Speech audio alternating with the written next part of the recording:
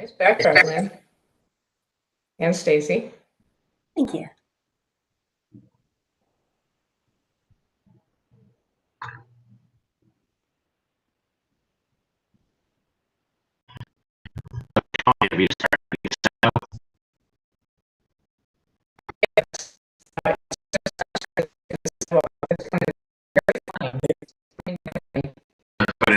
That's what it is.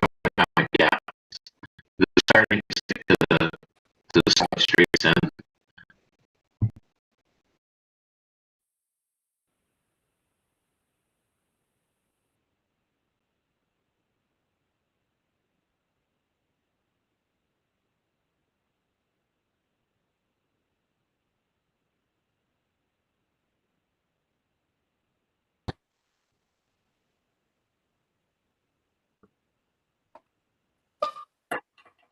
Shall we begin?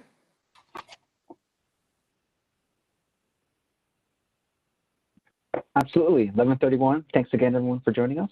We'll go ahead and pass this along to officially start the Visualize 2045 kickoff. Chair Russell. Great. Good morning and thank you. Welcome to the special work session of the Visualize 2045 kickoff event. You'll note I am wearing my Visualize 2045 t-shirt as promised.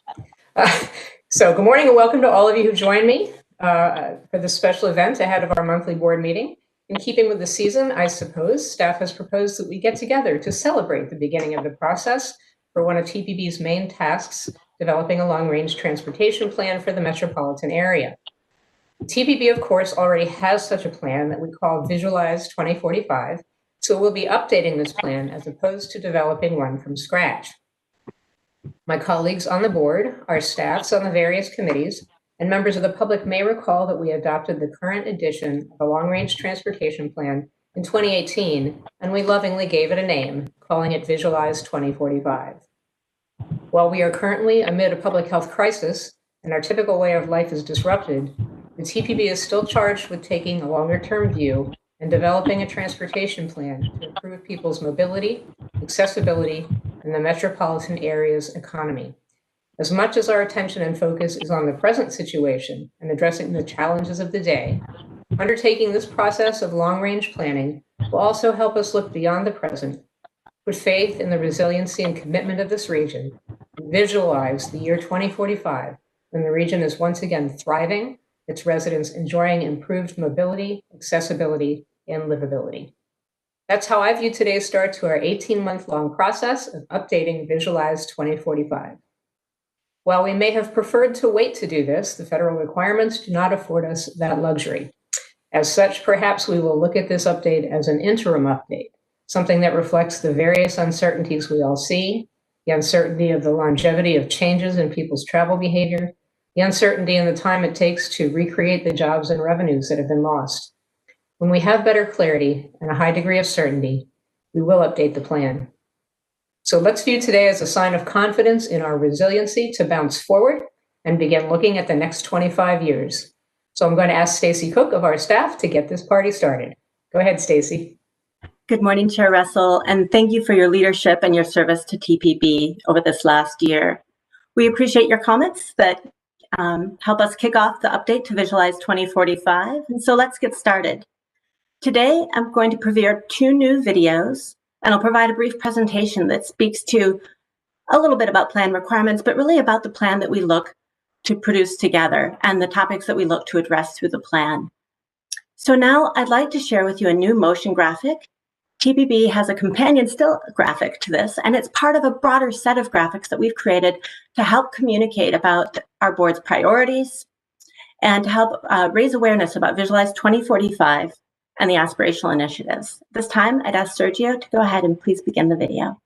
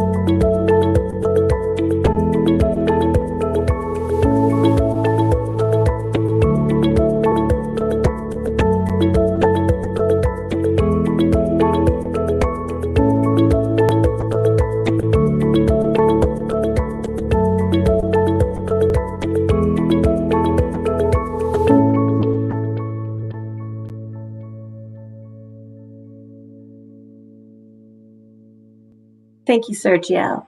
We can proceed to the presentation slides, and I'd like to welcome all of our board members as well as any members of the public that are with us today to help us with this kickoff. We certainly would love to be together in person to celebrate what we've accomplished and to look to the future.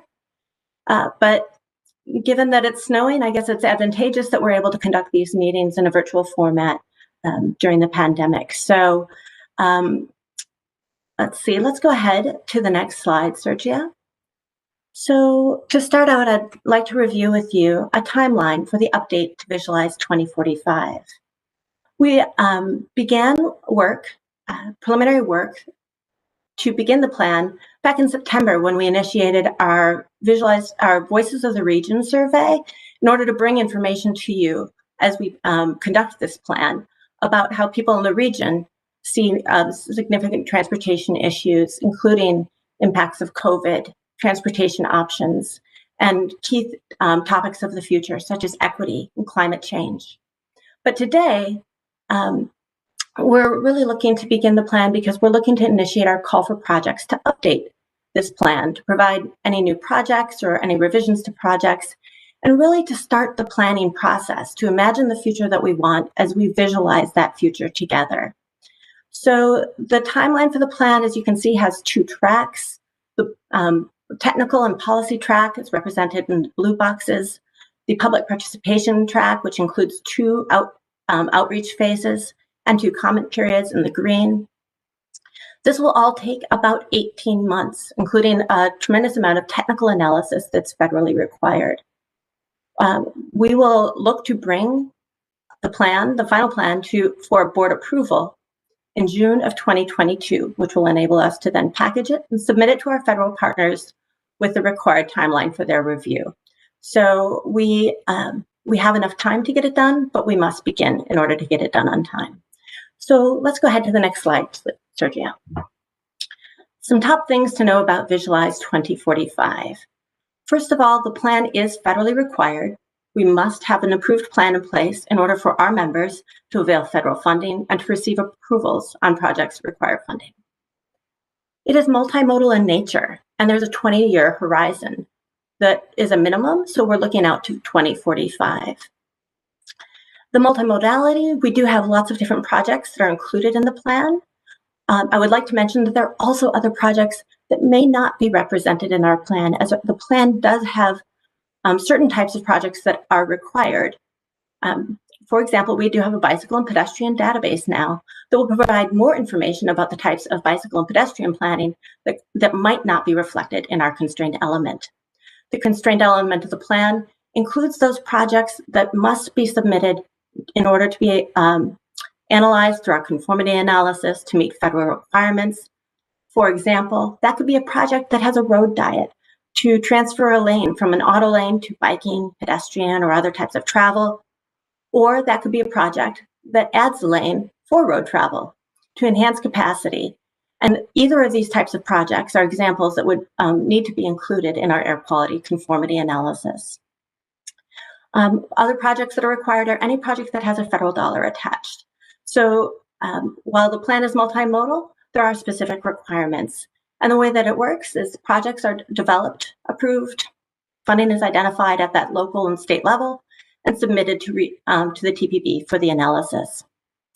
In addition, we must demonstrate financial viability. We must demonstrate that we make reasonable assumptions about the revenue that is available that can really be anticipated to cover the projects, to pay for those that are listed in the plan.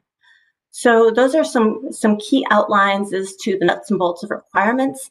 Let's go to the next slide.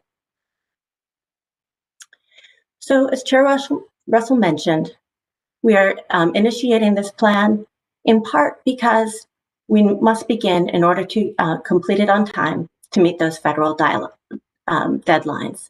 But why not wait? Part of the reason for not waiting is planning is one of the best things we can do in times of uncertainty. Together, we can look at the range of futures that we might see in the future and develop the best strategies that will be most successful in any future. Because while there will be more certainty, we certainly hope than we have today due to some of the significant impacts of the global pandemic, we never can truly see the future with 2020 vision. So staff will certainly review our planning assumptions and go forth with most technically sound assumptions on which to base this plan. So we'll forge on. Next slide. So what is the plan purpose? Yes, it's to meet those federal requirements. As I mentioned, financial constraint and air quality conformity, addressing our federal planning factors like safety and resiliency, making sure we meet the federal performance-based planning and programming requirements, and providing opportunity for public comment.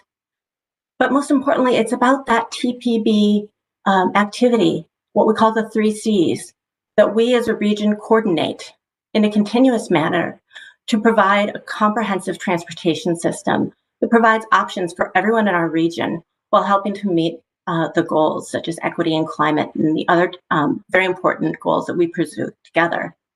So next slide, please. So what is this plan really about? It's about bringing our region together to plan for a better shared future. Next slide, please. Together, we can work toward a future that is both climate resilient as we address climate change, equitable, and safe.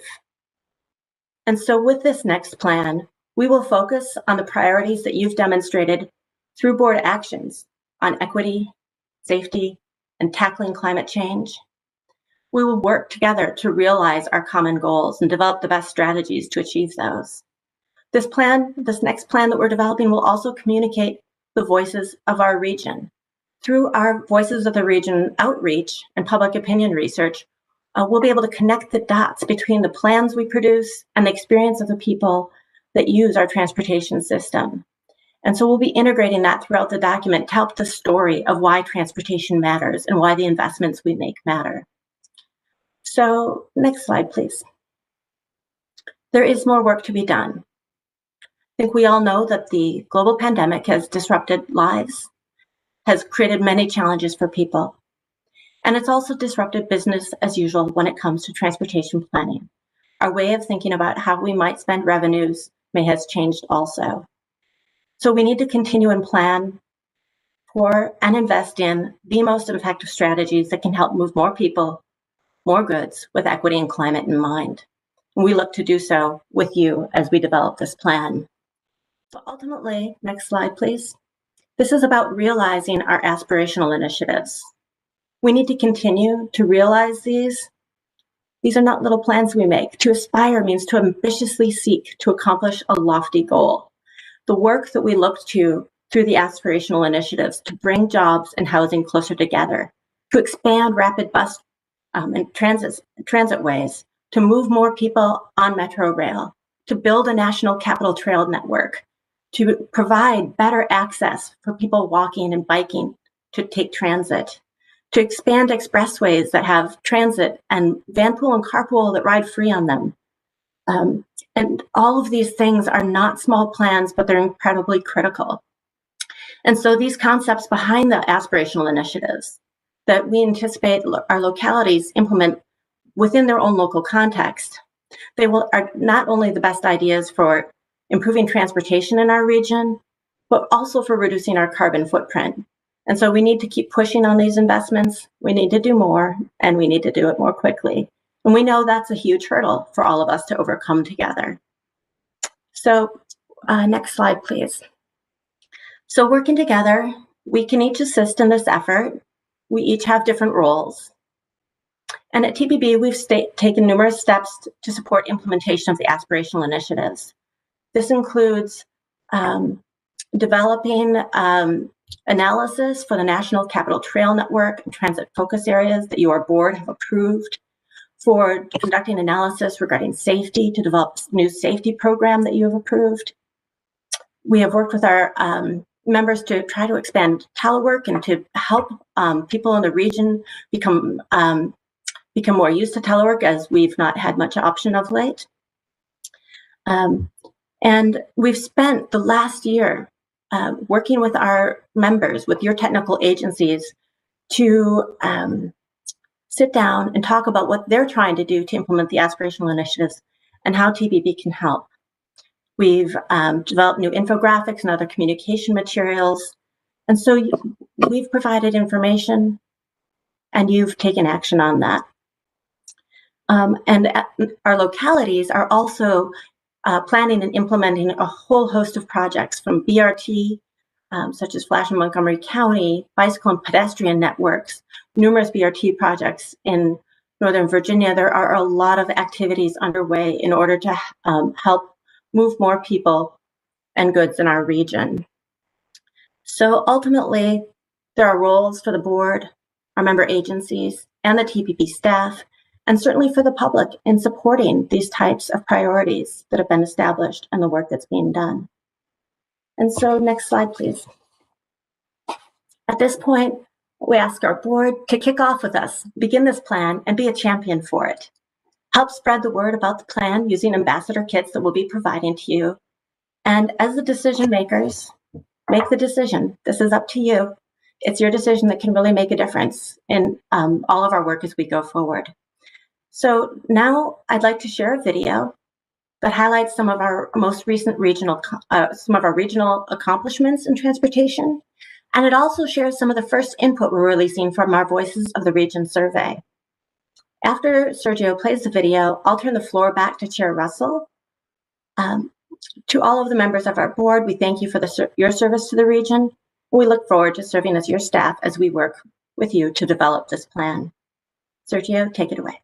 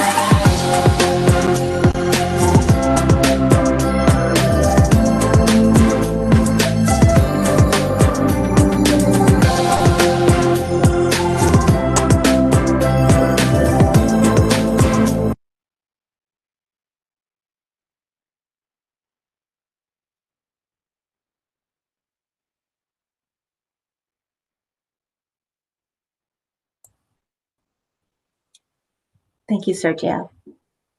With that, with the completion of the video, I have a little bit of extra time before the next meeting starts. We'll thank you for attending the 2045 kickoff, and we'll look forward to joining you at the December 2020 TPB meeting. I'll turn the floor over to Chair Russell at this time. Stacey, thank you, and everybody who has worked on this. This is very exciting. I'm juiced up now just after having watched this video, so I can't wait to get my ambassador kit and start sharing. I'll just open it up if there's anybody that wants to say anything at this point. We do have a few more minutes before the board meeting starts. If not, I'll just say keep the excitement and we look forward to the future. Thank you very much. All right, we'll see you at the board meeting. Stay on the line.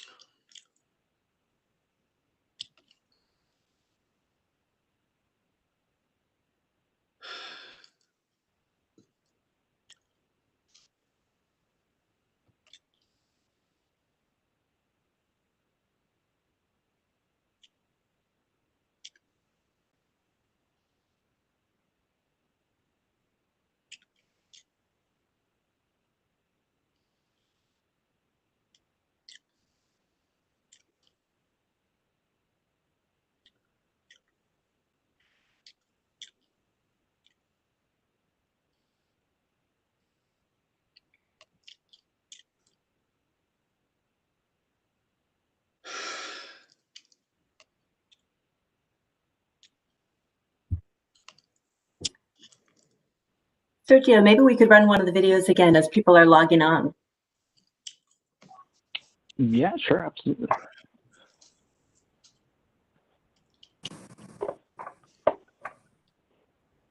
You could do this after that. We have a couple minutes. Sure.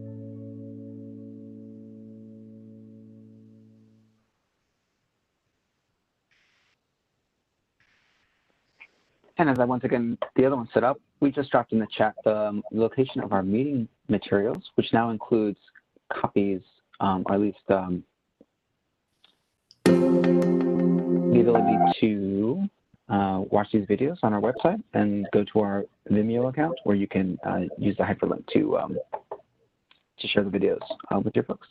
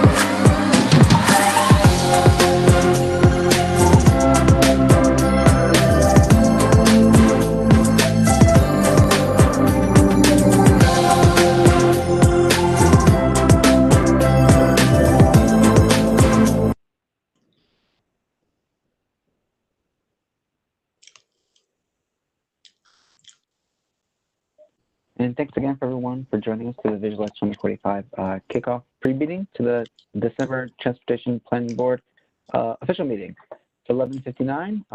We have a few people still straggling in, so we'll wait till 12 to get our meeting started. Quick reminder, please mute your lines when not speaking to reduce any background noise. And we do record our meetings and stream the meeting to our YouTube page. So we wanted to go ahead and make you aware of that.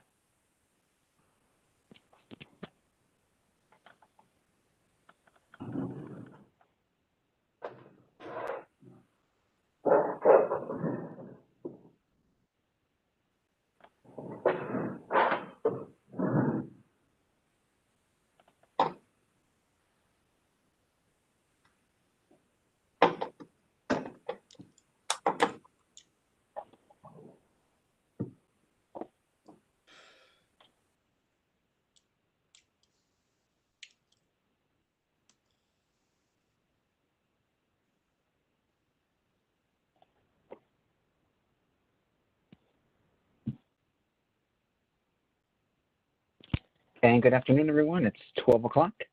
You joined us for the December Transportation Planning Board meeting. With that, one final reminder, please mute your mics when not speaking to reduce background noise.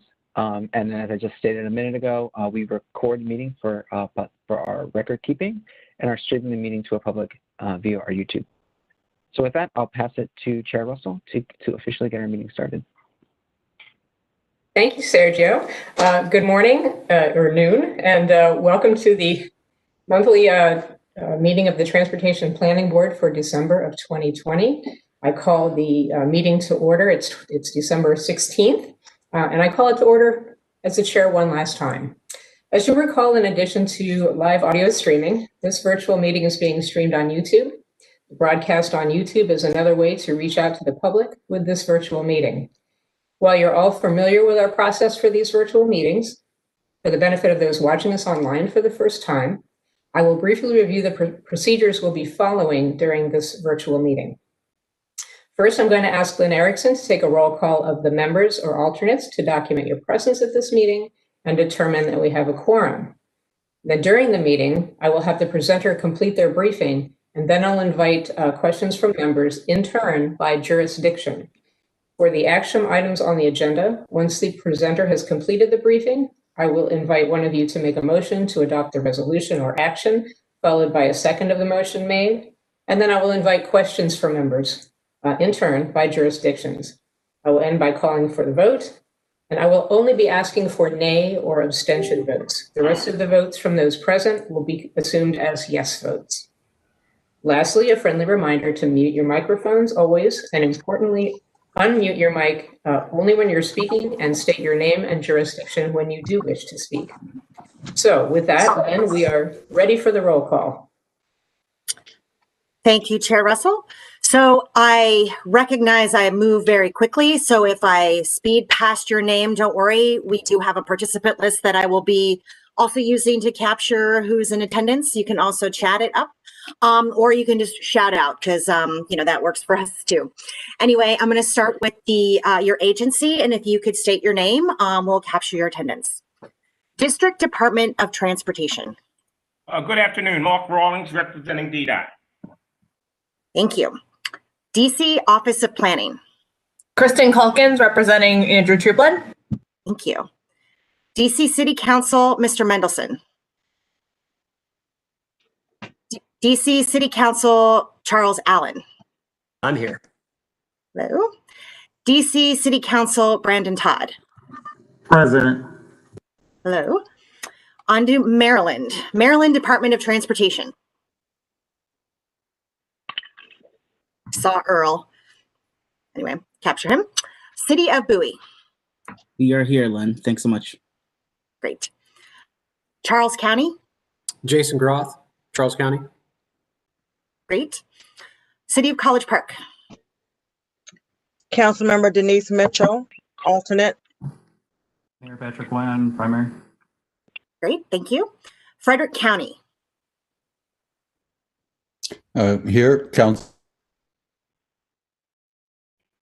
Great, thank you. City of Frederick, Miss Russell, I'm going to move on. City of Gaithersburg. Neil Harris is present. Dennis Sunslinger, alternate, is present. Gotcha. City of Greenbelt. Good morning, Lynn. Emmett Jordan here. Nice to see you. Thanks, nice to see you too. City of Laurel. Montgomery County Executive. Gary Ehrenrich, alternate. Thank you. Montgomery County Legislative. Councilmember Evan Glass is here. Thank you. Prince George's County Executive. Vic Weisberg is here. Thanks, Vic. Oh, and Mr. Bellamy. Gotcha. Thank you. Good. Prince George's County Legislative. Hi, Councilmember Denise Taveras, Vice Chair. Great, thank you. City of Rockville. Good morning, everybody. Bridget Newton is here. Hello. City of Tacoma Park. Hello, Casey Kostick is here. Hello. Maryland House of Delegates. Mark Corman. Carol Krim, alternate here. Great, thanks. Okay, moving on to Virginia. Virginia Department of Transportation. Norman Whitaker, VDOT is here. Maria Center will be our voting member as soon as she's able to log on. Great. We'll keep an eye out in the participant list. City of Alexandria. Present. Great. Mr. Aguirre, I saw your name. Arlington County. Christian Dorsey is present. Good afternoon. Hello. City of Fairfax. David Meyer, Mayor, is present. Thank you. Fairfax County Legislative. I know there's two of you. Walter Alcorn's here. Thanks. And James Walkinshaw is here as well. Great, thank you. Falls Church. Dave Snyder here. Greetings, everyone. Hello. Fauquier County. Okay. Loudoun County, I know there are two of you. Kristen Umstad is here. Thanks. I saw Bob, Mr. Brown, so I'll keep an eye out for in the chat. Bob's here. Oh, good. Thanks. Hi, Bob. City of Manassas. Pam Sebeski, happy holidays, everybody. Happy holidays. Manassas Park.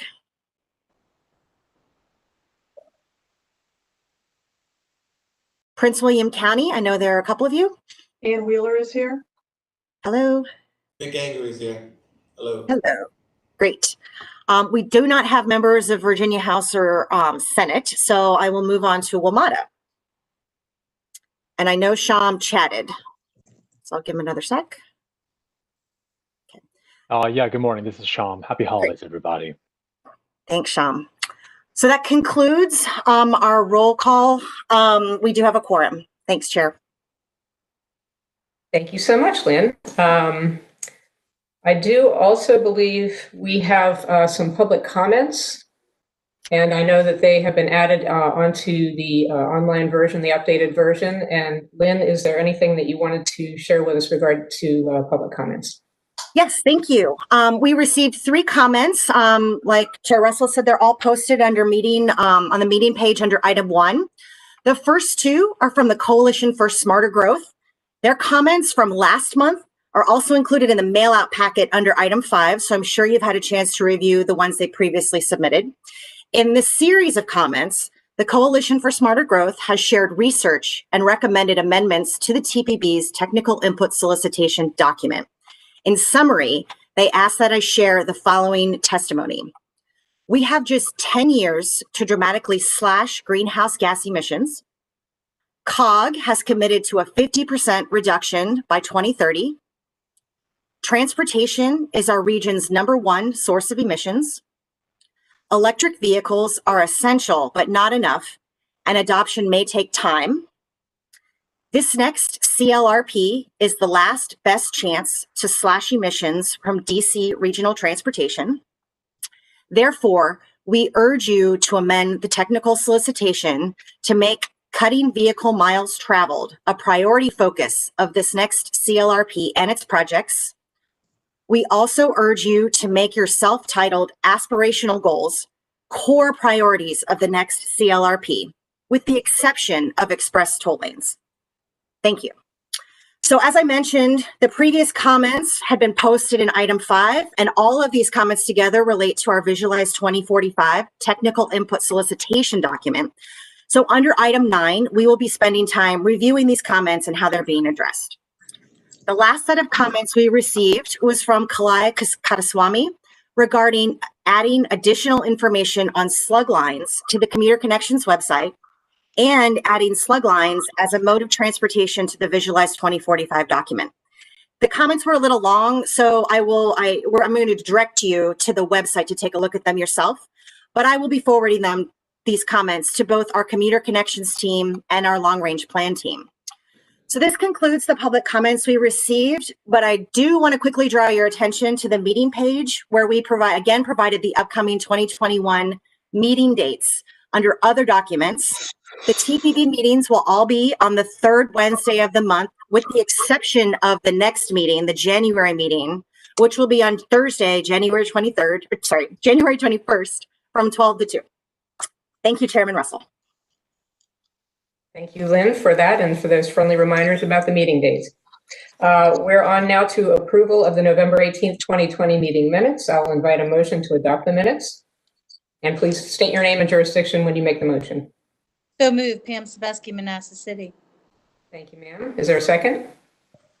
Second, Charles Allen, DC. Thank you, Mr. Allen. Are there any corrections or comments on the minutes? Hearing none, I will call for the vote. Remember just to state your name and jurisdiction, and I'm only calling for abstentions or nays. We'll start with the District of Columbia,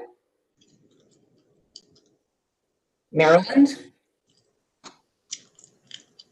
Virginia, WMATA or other federal agencies. Hearing no objections, the minutes are approved. Thank you. On now to the technical committee report. We do have a written summary of our technical committee's November 6th meeting. We have Kyle Nemhart here, chair of our technical committee, to brief us. Go ahead, Kyle. Thank you. Thank you, Chair Russell, and good afternoon, everyone. As outgoing chair of the TPB Technical Committee, I'm happy to brief the board on our recent tech committee meeting regarding items that we had an opportunity to review prior to being presented for you today.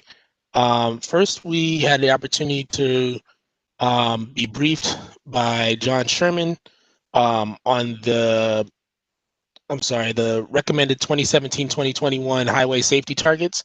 And during that discussion, we actually discussed amongst ourselves the possibility of whether these targets should be more aggressive and how some local jurisdictions have set some of their own targets, which are a little bit more aggressive, and whether or not these targets should be more aspirational versus attainable. And so there was kind of a rhetorical discussion about this going back and forth, but we look forward to the TPB's input at today's meeting. And secondly, we also had a chance to review the comments from the technical solicitation by Stacy Cook.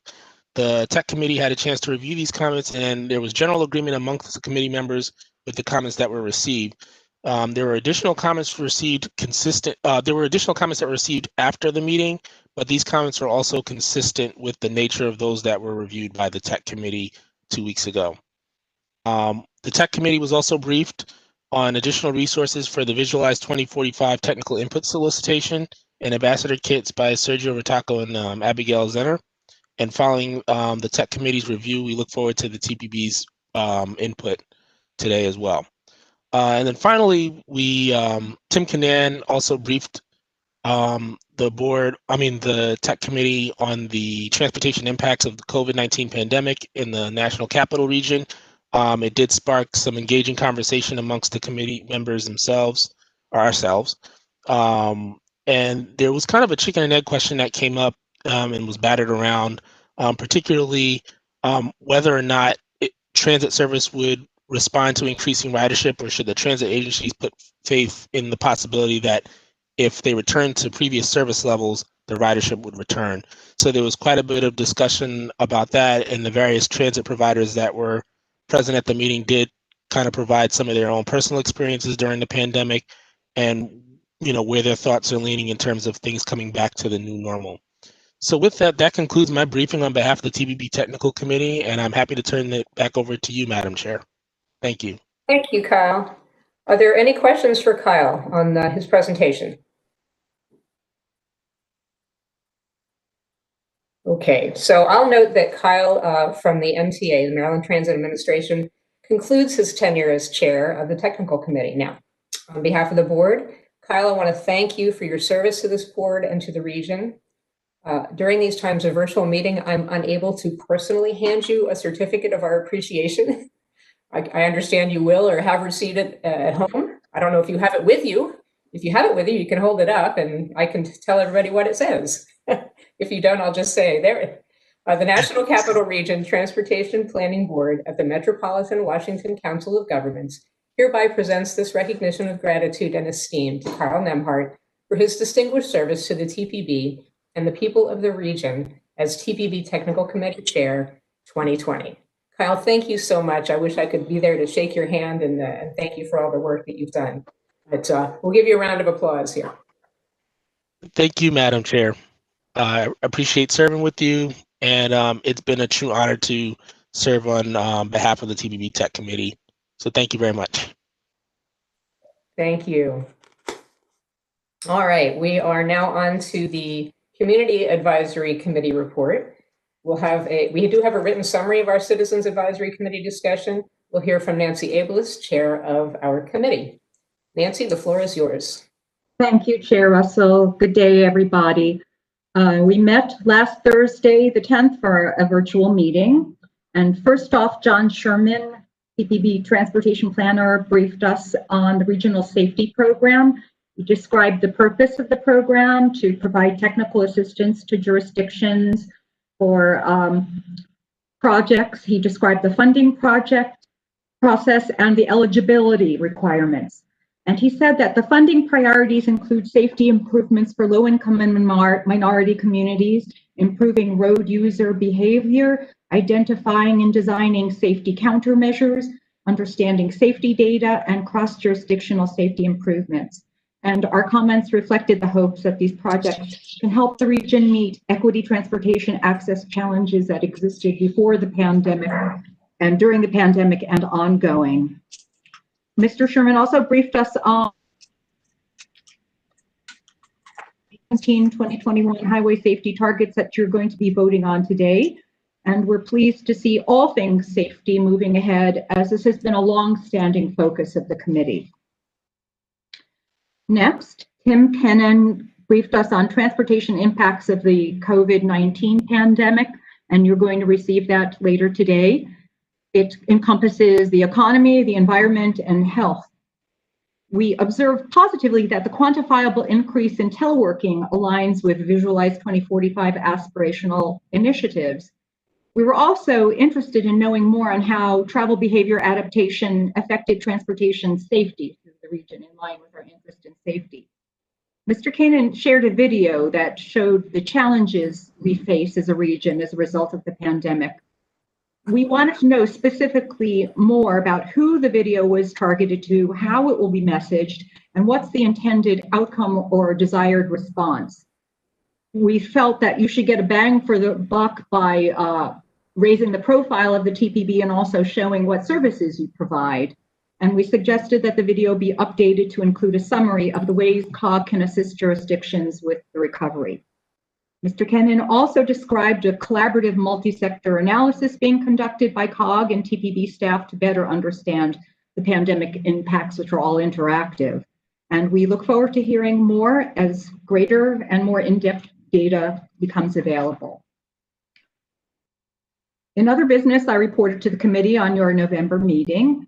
Lynn walked us through today's agenda, and Brian Hayes, transportation planner, led a discussion that will be presented to you folks in January as our committee's annual report. In closing, 2020 was a year in which TPB highlighted important areas of focus to meet ongoing and unexpected exceptional changes in transportation safety, climate planning, and equity.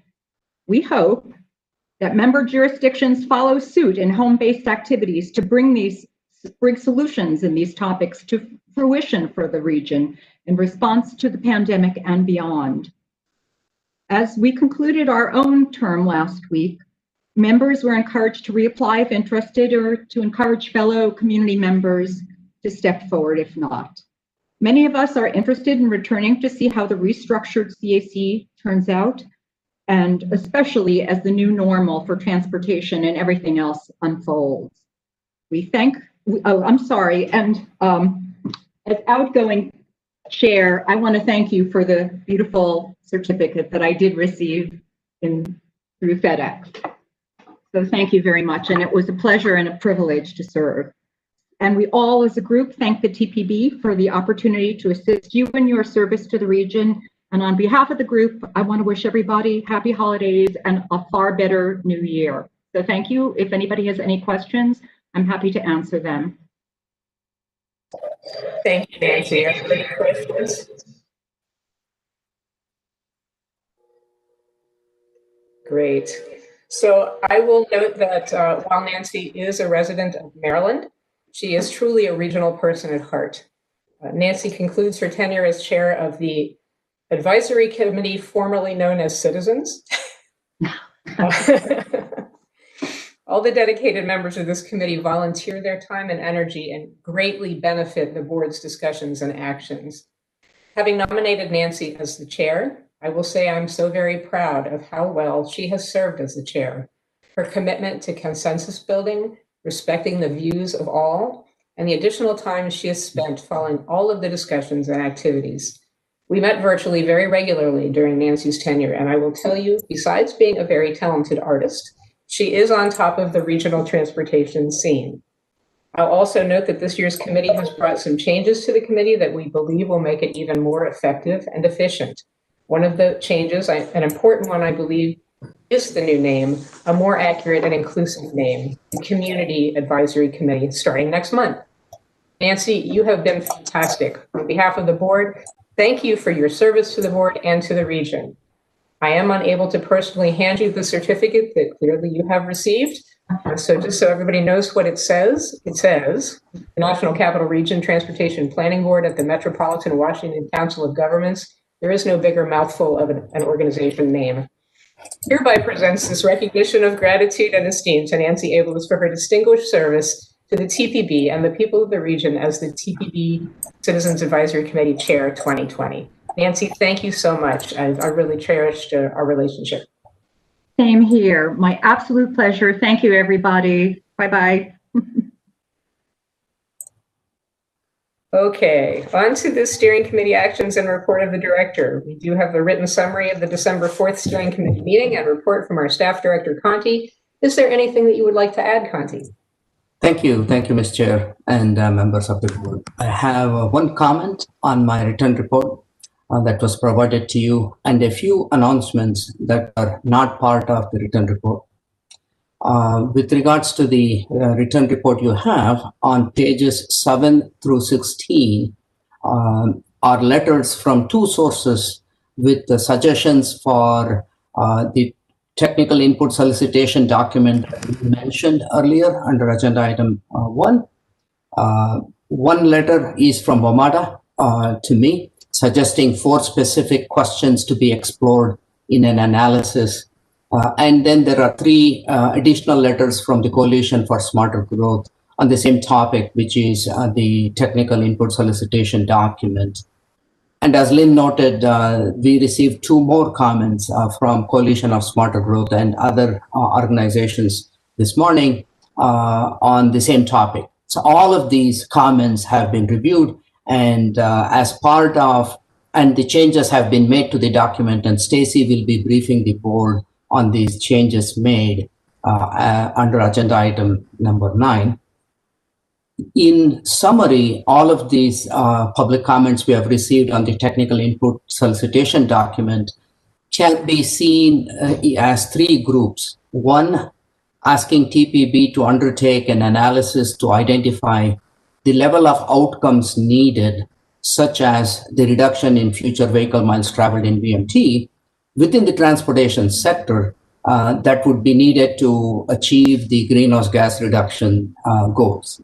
A second group are comments that suggest changes to the project solicitation document itself, and Stacy is going to review all of them. And a third is suggesting the TPB expand the performance measures that it has been using when they evaluate the Visualize 2045 plan, and Stacy will be reporting on that as well. So regarding the technical analysis, I just want to add that the staff has already initiated an activity to begin the technical analysis. We will need to get some additional resources, which we plan to do.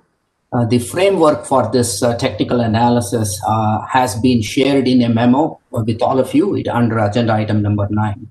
And Stacy will refer to that as well later.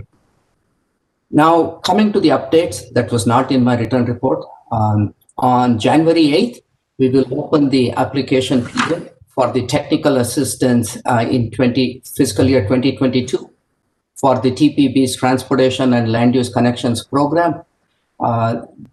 Interested jurisdictions and agencies may submit an abstract by January 26th, and we will provide feedback on the abstract, but the applications themselves are due by March 8th. This coming year, staff intends to focus on applications that support walking and biking improvements in the transit access focus areas that the board adopted in July, as well as projects that would actually help advance the National Capital Trail Network, another document that the board approved this July. The second, just before this meeting, we came together to kick off Visualize 2045 update process. During the event, we premiered a couple of videos or animated infographics, as some might call it, and staff highlighted the key themes for the upcoming plan. These videos will be made available through social media. It will be posted soon to our website. It will be available to you and your agencies to get there, to inform them that this work will be happening in the coming year and to give them an opportunity to provide their inputs. Also, over the past several months, staff has been developing the framework and the details for implementing the Regional Roadway Safety Program that you established in July. This is a program where the TPB will be providing technical assistance to, for a total of about $250,000 during the coming year for member agencies who wish to develop projects, programs, or policies to help improve roadway safety in our region. The good news is in calendar year 2021, we will have 2 rounds of funding becoming available. One round of funding from the current fiscal year and a second round of funding from the following fiscal year. The next update, members will recall that in October, the TPB joined hands with COG to send a joint letter to this region's congressional delegation urging federal funding, a second round of federal funding for the transit agencies as well as the state Department of Transportation to mitigate the impacts, particularly the revenue loss and the increased costs of operating the transit systems during the COVID period. Yesterday, I was informed that 19 other regions, council of governments in the country have joined in writing a similar letter to the House and Senate leadership asking for $32 billion in assistance for transit agencies, which is essentially what the TPB and COG letter had asked for in October. A copy of that letter has already been posted to the TPB website as well. Now, last but certainly not least, it is with a bit of joy and sadness, I inform you that our colleague here at COG and my friend, Steve Walls, is retiring at the end of this year. Steve Walls is the director of COG's Department of Environmental Programs. Over the 6.5 years he has been at COG, Steve has managed a very large portfolio that includes drinking water, wastewater, urban forestry, Chesapeake Bay programs, climate and energy planning, and the Metropolitan Washington Air Quality Committee's air quality planning work for federal clean air standards. So before coming to COG, Steve was with the Virginia Department of Mines and Minerals for about 30 years. Then he also served a couple years at the Northern Virginia Regional Commission. So on behalf of all of us within the Transportation Planning Department and your staff, I want to thank Steve for all of his support and guidance and working with TPB. Madam Chair, that concludes my report, and I'm happy to answer any questions. Thank you, Kanti, and we wish Steve all the best in his next endeavor, and let's give him a round of applause too. Are there any questions for Kanti?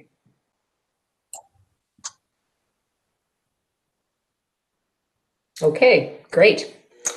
Thank you so much. We are now on to the chairman's remarks, and I do have some remarks to share with you this month.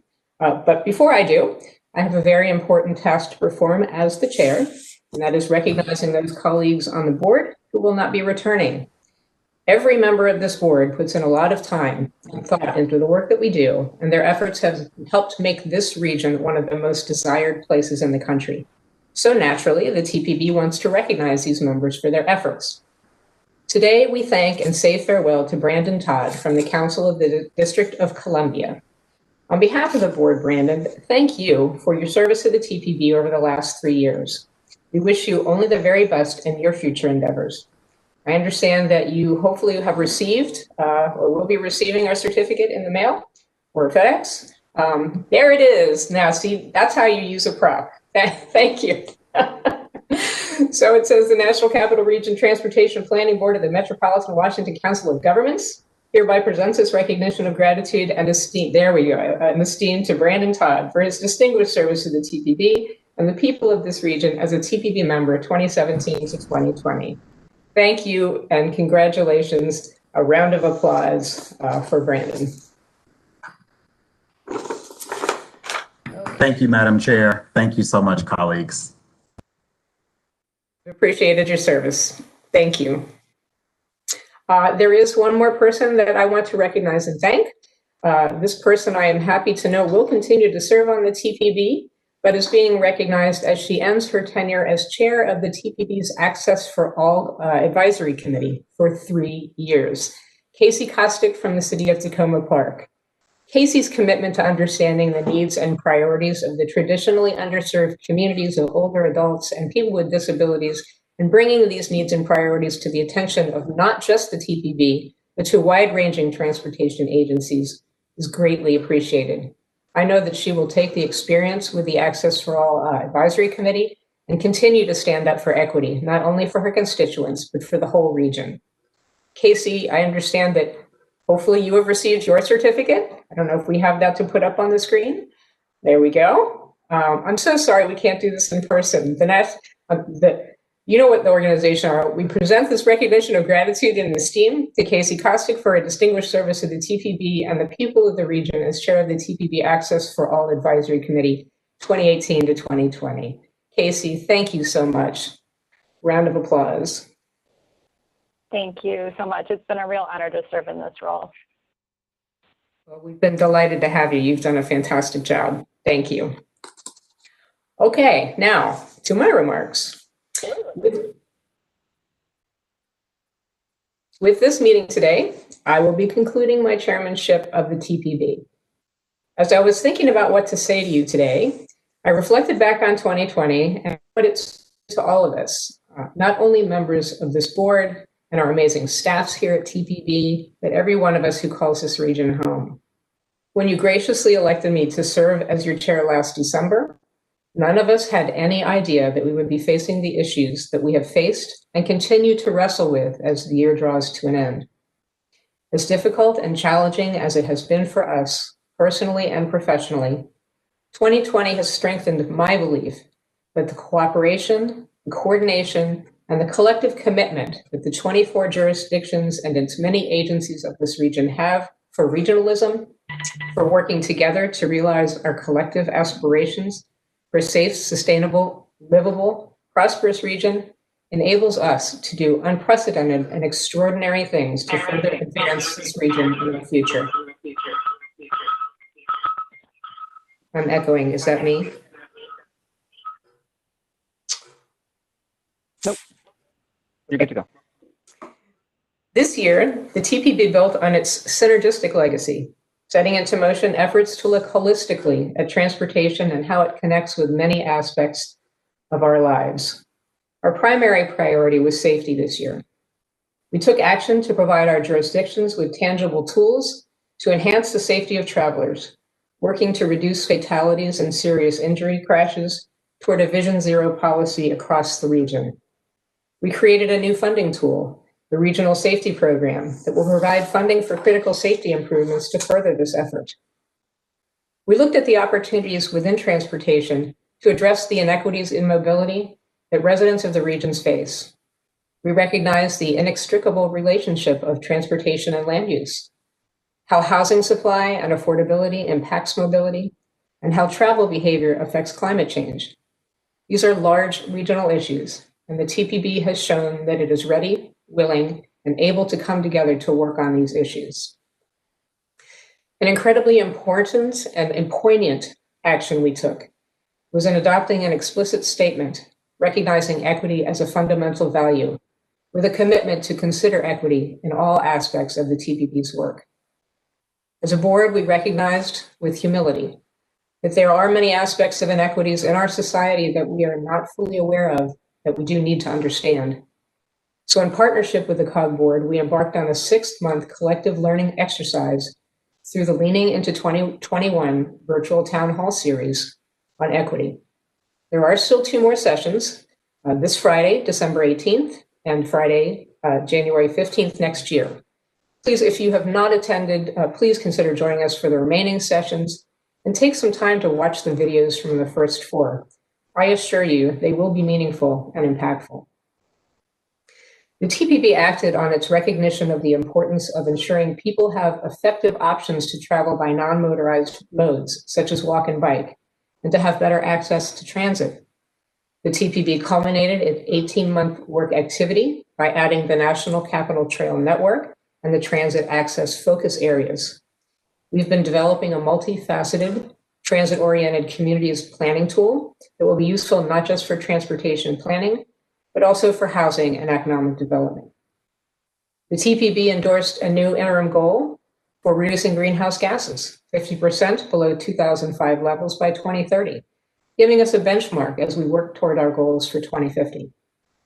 Later on today, we will hear how we are undertaking a robust analysis to identify specific levels of outcomes we will need to aim for to help reduce transportation greenhouse gases. This is not all our work this year. These are just some highlights during a year when our lives have been disrupted in unimaginable ways. You all, my colleagues on this board, have stayed focused and gone the extra mile to ensure that the work still got done. Our staff members and those in our agencies back home have remained fully engaged and done all the work to bring us the recommendations and products that we have approved and adopted. You all deserve applause. So give yourselves a hand. This is why I know that our region is resilient and fully capable of bouncing forward from the current state of disruption. We always have, and we always will.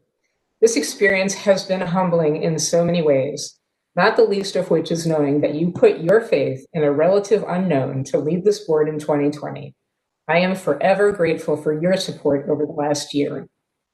To Conti, Lynn, and all the other staff members here, seen and unseen, who buoyed me up during this year, I offer my heartfelt thanks and gratitude. You have made this so much fun. I really am gonna miss it. And I especially want to recognize our vice chairs, Charles Allen from the District of Columbia and Pamela Sebeski from the City of Manassas, for their collaboration and support. I could not have served as effectively without it. Thank you from the bottom of my heart for your support as I return to serving as just a member of this board starting next month. Those are my comments. Thank you very much for paying attention. All right, we are on to, thank you. We are on to some very exciting news. This is the nominating committee report for the 2021 TPB officers. You will recall last month, I convened a nominating committee to bring forth a slate of candidates to serve as officers of the TPB next year. I understand that our colleague, Patrick Waryan, Mayor of the City of College Park, will be presenting the report of the committee. Patrick, the floor is yours. Thank you very much, Madam Chair. It was a pleasure to be part of the nominating committee this year. I want to take a minute to recognize the other members of the board with whom I served on the nominating committee, Phil Mendelson from the District of Columbia and Ann Wheeler from Prince William County. It was a pleasure working with you both and also working with the staff on coming up with our slate of officers for the slate of candidates rather for the next year to serve as officers. And the slate includes the following. As chair, Mr. Charles Allen, council member from the District of Columbia. As the first vice chair, Ms. Pamela Sebeski, vice mayor of the City of Manassas.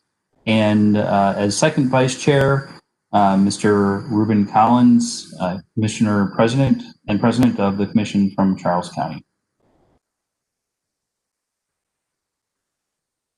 Thank you so much, Patrick. With that, I also want to thank Phil Mendelson, Ann Wheeler, and Patrick for serving on the committee, and will now disband it.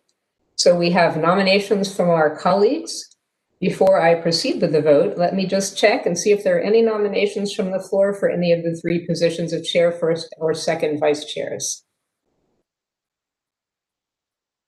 Okay, hearing none. Are there any nay votes or abstentions from the District of Columbia for the slate? Any from Maryland? Any from Virginia? Lastly, WMATA or other federal agencies? Okay, hearing no objections or abstentions, which does seem somewhat anti-cathartic, but make no mistake, this is a resounding affirmation. Congratulations to the three of you. I know that the TPB and the region will be in great hands with these three as the officers. Mr. Allen, did you wish to say anything? Madam Chair, thank you. Selection of the year, I think, as we wait to find out if there's that's going to break out. But thank you very much. I wanted to rise just for a second to express our deep gratitude and thanks to you. So as we look forward to 2021 and stepping in as the chair, I'm excited and look forward to doing that. But I want to spend a second just to look back on 2020 and make sure that we are appropriately expressing our thanks and gratitude for your leadership and service here. As you noted, I'm sick of saying this is a year like no other, but at no point did we ever think this is what we would be doing. Through your leadership, you have really helped us figure out how, as a body, we continue the hard work of TPB in this virtual setting. Went through those lists of accomplishments. I had a whole list I was going to read. It's almost hard to imagine getting all of that done in this platform, and yet you've really helped keep us on task and have done a phenomenal job. And one of the things, we can talk about the different issues around roadway safety, transit-oriented development, the work on climate change. I think a couple things really jump out to me, though. You aptly noted the hard work to make a affirmative statement and policy around equity for our region. And that was an incredibly important thing to do. And it happened because you helped make it happen. I've watched this year as your leadership and your grace has really helped us tackle difficult subjects and really help us think through how we lead the region forward. I think it's more than ever. We know that what is good for one part of our region is good for all of us, that getting through these multiple crises that are piled up on top of each other almost right now, it's going to take that, and you've really embodied that in a really wonderful way, and we're really deeply grateful for it. We're going to have a lot of challenges ahead. I know that I am very, very grateful that you're not leaving TPB, that we can lean on you as a member of TPB, but really, you've really exemplified the best of what we can be with TPB and what we can be as a region, and so really grateful for that. So hopefully you also received, if you want to lift up your prop now, a little token of gratitude and appreciation from TPB, and I'll read it for everybody so that we can see. The National Capital Region Transportation Planning Board hereby presents this recognition of gratitude and esteem to the Honorable Kelly Russell for distinguished service to the people of the region as the 2020 TPB chair. So Kelly, again, it's been an honor to serve with you, but you have done just an outstanding job of helping lead all of us. We're grateful for it. And so please know you have our heartfelt thanks. Thank you so much. Those are very generous words. I could not have done any of this without all of you. Thank you so much. And congratulations to the new officers. Okay, let's get on with the business now. We're on to item number 8, I think. Is that right? Did I lose a page? No, I'm blowing it. Oh, that's right.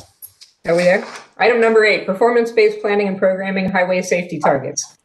Okay, last month we were presented with a draft set of roadway safety targets for the 2017-21 period. We provided staff with some feedback. John Sherman will brief us on any additional comments and present us with a resolution to adopt these federally required targets. Upon John's briefing, I will be seeking a motion to adopt Resolution R12 2021. Okay, John, the floor is yours. Thank you, Chair Russell and members of the board. As mentioned at last month's meeting, I provided a review of the federally required highway safety performance measures and the target setting requirements for NPOs. I also shared the methodological approach staff used to develop the proposed National Capital Region highway safety targets, as well as the proposed targets themselves. In a few minutes, I will be recommending that the board adopt Resolution R12-2021 to approve this latest iteration of regional highway safety targets. My remarks will be brief, but there is a detailed report in your mail-out packet that provides additional information about the safety target setting requirements for MPO and the methodology used to develop the staff recommended targets. The next slide, please. I will review again, very briefly, the federal requirements for setting highway safety targets, and I will say a few words about the staff recommended targets. I will also talk some about the whereas language included in the proposed resolution. And finally, I will request that you adopt the resolution. Next slide, please. Federal regulations require MPOs to set safety targets every year. The TPB set regional safety targets in January of 2018, January of 2019, and December of 2019. State DOTs are also required to set highway safety targets by the end of August every year, and they have just approved their most recent set of safety targets this past August. Regulations also say that the targets shall be data-driven and realistic. It is also helpful to reiterate that even though the language in the federal regulations uses the word highway a lot, these performance measures and targets apply to all public roads, not just highways. So we can rightfully think of these as roadway safety targets. Another feature of these targets is that they are 5-year rolling averages, not annual numbers. So this year, the targets will be set for the 2017 to 2021 time period. Next slide, please. The methodology we used was to apply each state's methodology to their respective portions of our region and then combine them into our regional target. This is the same approach that was used last year. For those measures where this methodology resulted in higher, meaning less aggressive, targets, we capped them so that none of the proposed targets are higher than what you adopted last year. This means that the targets that were capped are more aggressive than they would be if we didn't cap them. This is also the same approach that we used last year. Next slide, please. This table shows the targets after the cap is applied and puts the proposed targets into context with those that were set last year. Note the effect of the cap that I mentioned on the last slide. The fatality target remains at 253.0. The fatality rate target at 0.588. Fatalities per 100 million vehicle miles, and the non-motorist target remains at 508.6. We also propose that the serious injury target should be tightened to 2,435.8, and that the serious injury rate target should be tightened to 5.539 serious injuries per 100 million vehicle miles traveled. Next slide, please. The resolution includes many whereas clauses that were developed based on our understanding of your concerns and issues related to these targets. And we started with the resolution that you adopted in December of January of this year. And then, December of last year. And then we modified a few of the existing clauses and we added some new ones. So I'm not going to go over all the clauses here, but we have noted in those clauses that the numbers of fatalities and serious injuries are unacceptably high. And also that the targets are data-driven as required by federal regulations, and that therefore these federally required targets do not reflect the aspirations of our region. We also added whereas clauses that highlight the actions you have taken to start moving the numbers in the right direction. These include commissioning the regional safety study and, after considering the study's findings, adopting a resolution that urges TPB members to reaffirm road user safety as a top priority and prioritize the implementation of projects, programs, and policies to reduce the number of fatal and serious injury crashes. And to do all this in accordance with TPB's equity policy. The whereas clauses also acknowledge your establishment of a regional safety program to help TPB members develop projects, programs, and policies to equitably improve safety outcomes for all roadway users. And because these targets must be data-driven according to the federal regulations, there is a whereas clause that states that the TPB is using these required targets to evaluate our region's progress towards the aspirational goals. Next slide, please.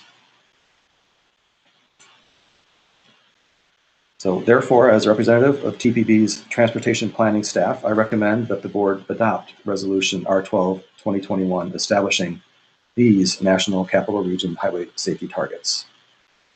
Thank you. Thank you, John. Are there any questions for John? All right. I'm going to invite a motion then to adopt Resolution R9 2021, and please state your name and jurisdiction as you make the motion. So moved. Vic Angry, Prince William County. Thank you, Mr. Angry. Is there a second? Second, Denise Mitchell, College Park. Thank you, Ms. Mitchell. We have a motion and a second. Are there any questions or comments on the motion? Madam Chair, Dave Snyder. I want to thank the work. I want to especially underscore your leadership and the work of everyone on highway safety over the last couple of years. I think we've done an incredible amount of work and made great progress. I'll probably abstain from this motion. It's just an indication that I want us to do even more and that I'm dissatisfied with the necessity to set these standards as they are under the federal guidelines. But in no way is that a negative toward your leadership, work of this group, and COG staff, and all of our jurisdictions in addressing it way more specifically and effectively. Thank you. Thank you, Mr. Snyder. That's completely understood. I should have asked by jurisdictions. So since we started with Virginia, we'll continue. Is there anybody else from Virginia with questions or comments?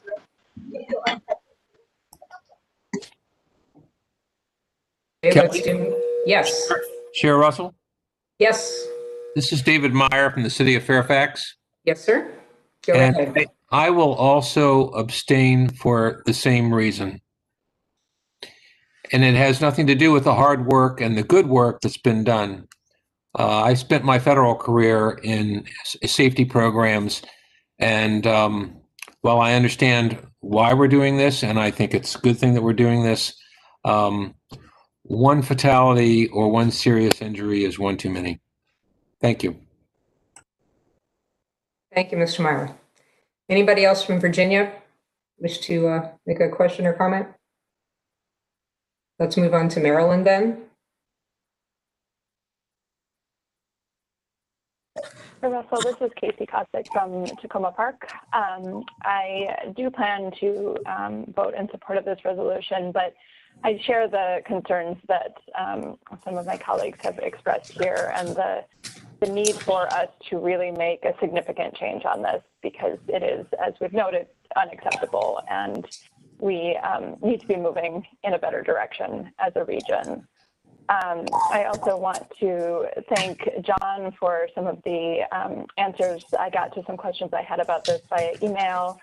I was very encouraged to hear that there is going to be some staff analysis related to safety data and equity emphasis areas. And I think as we move forward, we need to be looking at collecting demographic information on the fatalities and serious injuries that we have in the region, because I think it will help shine a light on some of the racial inequities. I know in Montgomery County, we have seen that and seen the need, particularly described through that data for specific safety improvements. And so I hope we'll have that information in the future and can utilize that in our planning. Thank you. Thank you for those comments. Anyone else from Maryland? Yes, thank you, Chair Russell. I want to echo Ms. Casey's comments, and as well as my colleagues over in Virginia. I do plan to vote in favor of this, but as one of the people that represents some of these areas that were, in fact, that has some of the highest fatalities, I do want to work in concert with TPB to present some of the things that I'm trying to do in my area to really tangibly affect some of these target numbers and lower these target numbers so that we could actually meet some of these targets. and maybe even, surpass them in terms of lowering the number of fatalities and injuries. So I have some ideas of things that I want to put in play, and I would love the opportunity to be able to have a platform here to present that and get your feedback and work closely with Conti and his staff to bring that to fruition. Thank you for those comments. Thank you very much, Councilmember. Mr. Chair, this is Kanti. Just want to let you know that for next year, working with the officers, we do have a plan to make safety a recurring theme to be brought to the board. So there will be opportunities to reach out to member jurisdictions, to hear from them, and to highlight some of their initiatives. And hopefully, if it's an initiative that is bubbling up in a local jurisdiction, and if there is enough support, it could become a regional program as well. So I'll reach out to Ms. Tavares as well. Thank you, Conti. Last call for Maryland. Madam Chair, it's Bridget Donald Newton, Mayor of the City of Rockville. Yes, I too will vote for this, but I associate myself with the previous comments and look forward to, with staff's help, TPB continuing to move in the correct direction. So I just wanted to make that note. Thank you. Thank you, ma'am. I think we all sort of share those same sentiments. Okay, anybody from the District of Columbia wish to speak?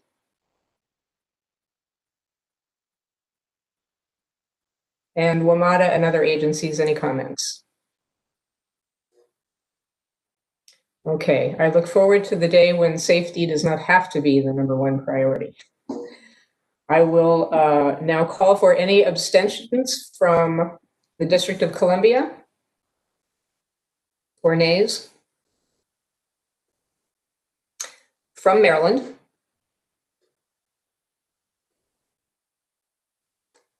From Virginia. Snyder. David Meyer, Fairfax City. That's an abstention, sir, for the record? Yes, that is an abstention. Thank you. Okay. And WMATA and other federal agencies. Okay, the resolution carries with 2 abstentions as mentioned on the record. So that's done. And again, we look forward to a day when these numbers are 0. On to item number 9, the Visualize 2045 update, tip and air quality conformity analysis, technical inputs solicitation. We held a kickoff event just before this board meeting to mark the start of the process to update the region's long-range transportation plan Visualize 2045 over the next 18 months. In honor of that, I am wearing my Visualize 2045 t-shirt.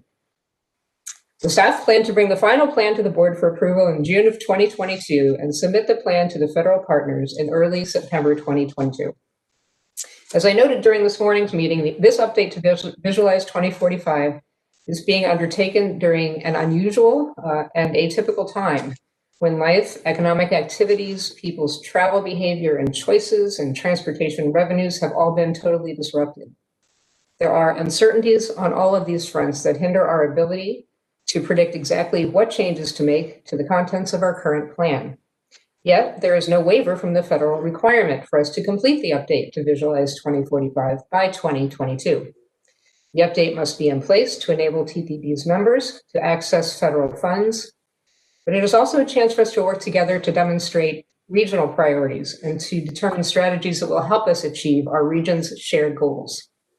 So we will be tasking our staffs to work next year to bring forth the best informed set of forecasts on revenues, operational plans, and capital project assumptions for Visualize 2045.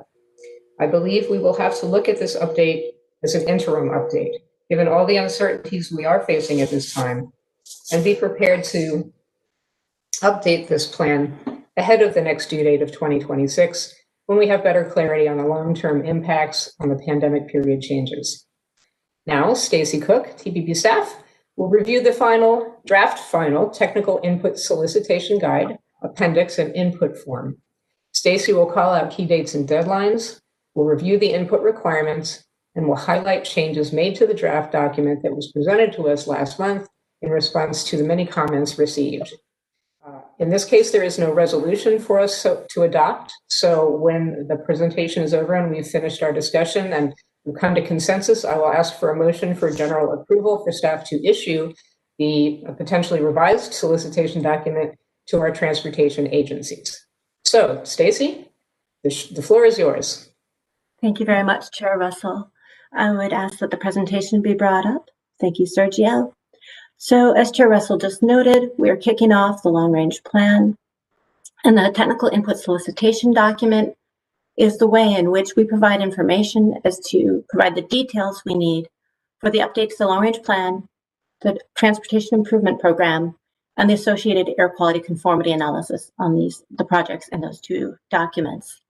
So today, I'll briefly review information shared last month when we brought you the draft technical inputs solicitation, including the purpose, review of steps of how this fits into our process, a bit about the contents of the document, and I'll keep that brief and then launch into a review of some comments received, how TB is making revisions to the technical input solicitation based on those comments or corresponding activities that are responsive to them.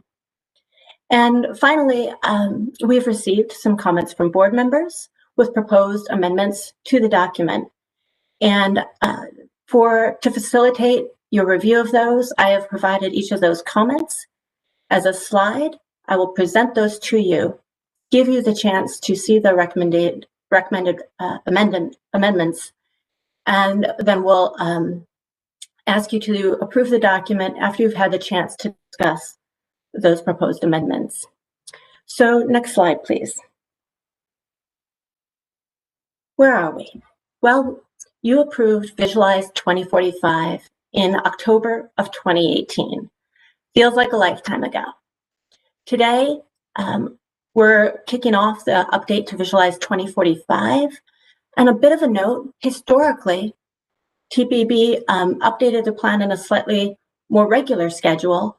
We have moved on to developing a more robust plan with a larger planning component to address your priorities. And so we are now using the required federal requirement of a 4-year plan. That means we must have our plan done on time, as we are doing it within that quadrennial time frame. So today, I'll be reviewing the technical input solicitation document, which is how we provide the technical detail that we need to our members to ensure that we receive the information necessary to conduct required analyses. I think many of you have seen this timeline. I won't go into too much detail, but we do have a technical and a policy track that we'll undertake over the coming 18 months. That includes several comment periods, as well as a significant amount of technical analysis, especially related to the federally required air quality conformity analysis, and also our financial constraint. So we'll be bringing you the plan, as Ms. Russell noted, in June of 2022 to package it up and provide it to our federal partners for review. Next slide, please. So what is the purpose? It is to provide transparency in our process to you and the public, to provide instructions, very detailed instructions to our technical members to ensure that we get the exact information that we need to properly conduct the analysis. Then we also want this document to be something that helps to link our priorities as a region and the federal requirements to the inputs that we do receive. Next slide, please. So you've all received a draft in November and this updated document. I have shared with you before these basic steps as to how we work and how we get to where we are today. Our vision was established with public input, and you endorsed the various policy framework documents in the years since that vision was established about 20 years ago. Most recently, our Regional Transportation Priorities Plan. TPB staff, our role is to serve you and provide you with the most objective information upon which to make your decisions. And so we provide that information, such as evaluating system performance to identify challenges. Based on those challenges, you come together to identify strategic solutions, most notably with our aspirational initiatives that you endorsed in 2018. back within the localities and at the transit agencies, members develop those projects, programs, and policies to address their local needs, but also those regional needs that have been identified. And there they also fund and determine what available funding is going to be made available to those projects. And they prioritize projects. We ask those projects to be submitted through our technical input solicitation process. And those are due February 12th of 2021. So about 2 months from now. So those are some basic steps. Once we get those projects, we'll take them to review during the comment period, bring back those comments to you for response, and then we will ask you to approve those inputs later in 2021, where we'll begin analyses. Next slide, please. So what's in the document? Lots of technical instructions, mostly for staff, also information about TPB priorities. And this is where I'd like to focus today. Next. So with the focus, as we mentioned last month, we have updated the document not only to have a look and feel that is consistent with our updated branding for Visualize 2045, but most importantly, to provide additional emphasis on the aspirational initiatives, safety, equity, and climate change mitigation. And we reviewed those revisions to those questions with you in November. We have added a question about promoting non-auto travel in response to comments, and I'll address that more in depth in a moment. And how do we use this information? We use this information to provide concise information about the projects to you and the public so that you can understand what's in the plan without having to visit a database. Next slide, please. I can do one quick second. Let me Sure. pull up the update. My apologies. Not a problem. While Sergio is making a change there, wanted to mention that the cover of the document does highlight the due date for the projects. We do have a new database that is far superior to the one we've had in the past that our technical members have been trained on, and that's how they submit projects. And so we really look forward to working with everyone in order to do that. That database does also have an interactive map where you can get some information. TPB also provides interactive maps that are quite user-friendly that are online as well. So I just wanted to share that that information is available, and that same database now has, which is pretty incredible, all of our bicycle pedestrian projects that are being planned in the region. I mention that because, as I noted, that there are federal requirements as to what must be in the plan, but sometimes that means the bike ped projects don't necessarily show up there. It's work to get projects into the plan. And so I do encourage people to take a look. There is public access to that if need be. And it can give you just another opportunity. And one of the things that we'll be reflecting is that there's a lot of good work going on in the region. When it comes to land use policy, that isn't necessarily the authority of the TPB, as well as bicycle and pedestrian plans that are really important to your aspirational initiatives that may not be in the constrained element. So I think it's important to always make that change. Also on the cover of the document is the due date for the transportation improvement plan. What that is really financial updates. We do not accept new projects. So you'll see that as a 2022 deadline. That actually is not specific to large projects or anything else that we would be receiving into the program. It's more tweaks at that point, is how I would say it in nomenclature. So just wanted to differentiate between those two due dates in order to avoid any confusion that may be happening. Stacy, Yes. are you able to pull up your copy of the presentation while Sure. Sergio troubleshoots? I apologize for the technical difficulties. No problem. Oh, it looks like Sergio may be bringing it up. Okay. We're back. We're back. Okay, so going back. Good job of stretching and filling there. Thank you. Well, there's so much to say, right? There's so much going on. So I will turn to the comments received at this point. Thank you, Sergio, for bringing that up. So with your meeting packet, you've received letters and comments received. We have included one from WMATA, as well as 3 letters from the Coalition for Smart Growth. Also, Lynn Erickson read to you a summary of those communications that we have received from the Coalition of Smart Growth this morning.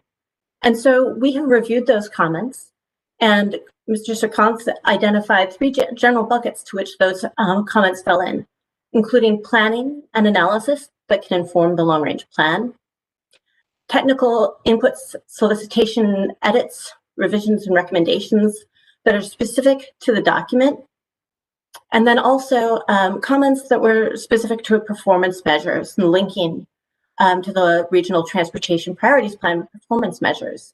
I'll give you a quick summary at a high level and dive deep into our response. So we've both made revisions to the document, and we want to point out corresponding work that we're doing. So the meeting packet, agenda item 9, has a memorandum that provides information about a climate resiliency strategy that I'll review. We have made some revisions to the document, the technical input solicitation guide and form, regarding the comments specific to more emphasis on the aspirational initiatives and demonstrating those as policy priorities and climate resiliency. And when it comes to performance measures, we'll share quite a bit about what we're doing, but we actually do have many of the noted performance measures already reported in Chapter 5 of Visualize 2045. And so I'd like to encourage anyone to be directed toward that chapter, as we also agree that these are very important things to report as to the quality of our transportation system and the impact that it has on our lives and communities. So let's go to the next slide, Sergio. I wanted to also mention we did receive comments, as I noted, from the board, and I will be walking through those in detail. So those were also important comments received, of a slightly different kind. So now, when it comes to the types of recommendations we've received that lend towards planning and analysis, WMATA and the Coalition for Smart Growth both asked us to examine VMT targets that would be necessary to meet our newly established 2030 greenhouse gas targets that you endorsed in October, and to conduct analysis related to that. Now, we don't have targets presently, but we definitely agree that undertaking analysis to identify the best strategies, the most efficient, most cost-effective, and fastest strategies that we can undertake to reduce our greenhouse gases is important to do. And so this is very consistent with the past decade plus of work that we've done on these issues, and we'll continue to do so. We also have been working with COG very closely on climate resiliency and mitigation. So right now, the memorandum that you have provides an overview of this work, and there will be a more detailed scope available later that is in development. We have discussed this analysis as well as the comments received with the TPB Technical Committee, and they look forward to the analysis as well. We will be examining VMT reduction as a strategy, and it'll be briefed more in January. So wanted to note that step 1, as noted in the memo, is to conduct a literature review, and that's really reviewing our own work on climate change mitigation strategies that we've conducted with COG staff over the last decade, as well as with regional partners and committees. This includes the regional what would it take analysis that looked at strategies that would work together to reduce the carbon footprint, as well as the multi-sector working group study that identified various projects that have the greatest potential to reduce greenhouse gases in the transportation sector. And the aspirational initiatives, those actually exemplify these strategies that not only help us move more people and goods, but also help to reduce our carbon footprint. So I wanted to just make that connection that the aspirational initiatives weren't new ideas in 2018. We've been building toward them with various types of technical analysis regarding mobility, accessibility, and climate. So staff will make sure that the strategies from this other work are considered in the new analysis, so we start from the most informed point. Importantly, this work that we undertake will be included in the update to Visualize 2045. So it will be reflected in there, and wanted to make sure that you're aware of that as well.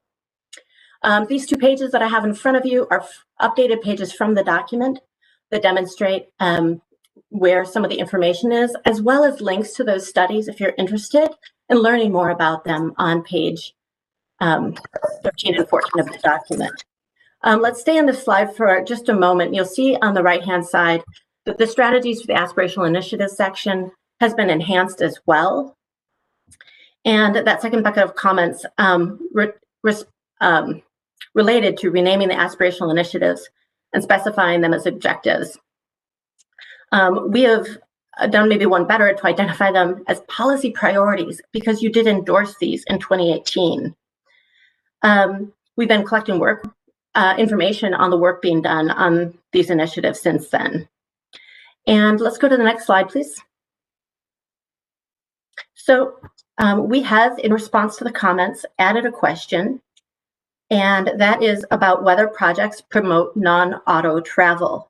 So you'll see the green box points that we've included that into the existing goal, provide a comprehensive range of travel options.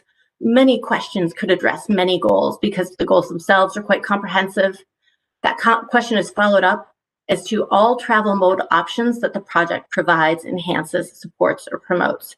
And there are board member comments that will come back to this addition that I'd like to just point out to you now. So let's go to the next slide, please. The third bucket of comments that we've received was on adding additional performance measures and adding a comment within the document itself that we will commit ourselves to conducting those performance measures. While we agree that they're great measures, most of those we are already conducting. And so I think it's just a matter of that they're making that linkage to make sure that we understand that everyone understands how they relate to our regional transportation policy priorities.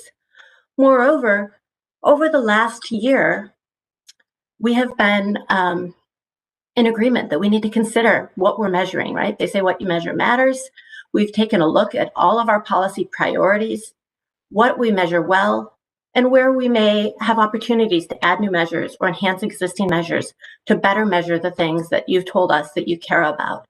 And so we've undertaken work to identify new measures, and we're currently testing those.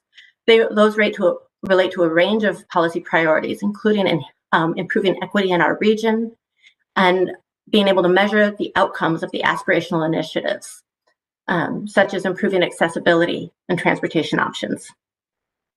So I would like to move on to the next slide. At this time, this is where we get a bit more technical. And these are the slides that I will review with you that are based on comments from Mr. Snyder, as well as Ms. Kostiuk, that we've received, and would like to walk through each of these. I want to identify how I've organized these a little bit to facilitate your review of these comments. There are 6 proposed changes, 5 from Mr. Snyder, 6 from Mr. Snyder, 5 of those generally shared or very similar from Ms. Kostiuk. I have labeled them each with a letter, change A, change B, etc., so they're easier to identify.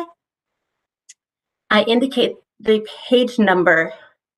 There's a little complexity because we did add some questions and some pages, so there's some inconsistency sometimes in the comments and the questions based on which document was being reviewed.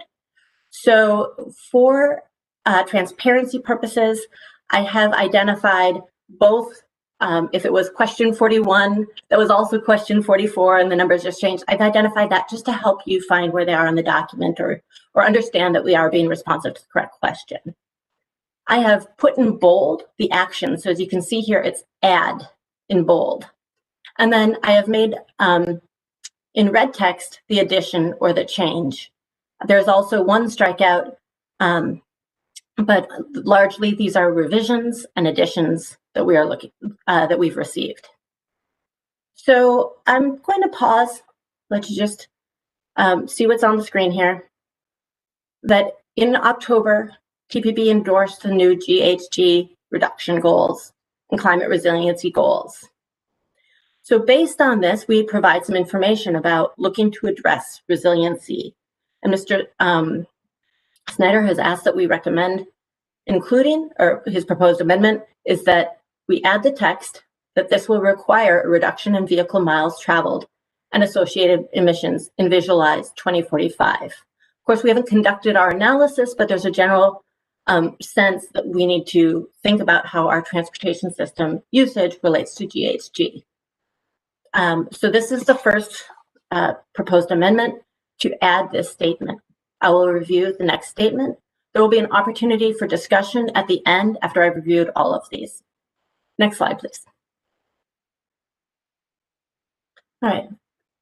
So on page 14, there's a text box. This is near the aspirational initiatives section where we describe them. That says, through the input solicitation process, TPB urges its members and agencies to prioritize investments on projects, programs, and policies that support the regional planning priorities and advance endorsed strategies as they submit their input for inclusion.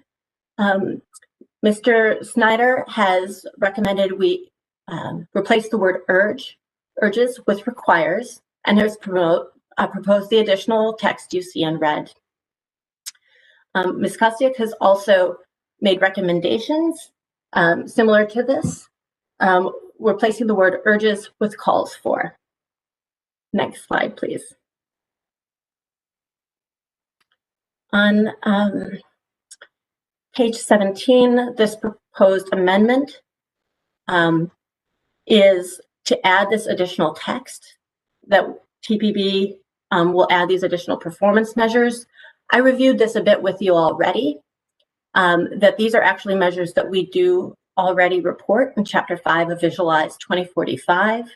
As your staff, I have made a recommended revision that if you would like to add such text, that we could note that we'll continue to report and will add to existing performance measures beyond those federal requirements, as we are intending to do so in service to board priorities. Next slide, please. Okay, this where it gets a little tricky with the question numbers. Due to various iterations of the document, the amendment is on question 34. That applies to current question 37, I believe, which is, does this project reduce travel time on highways and or transit without building new capacity? So the proposed amendments are to revise the title to add and travel demand.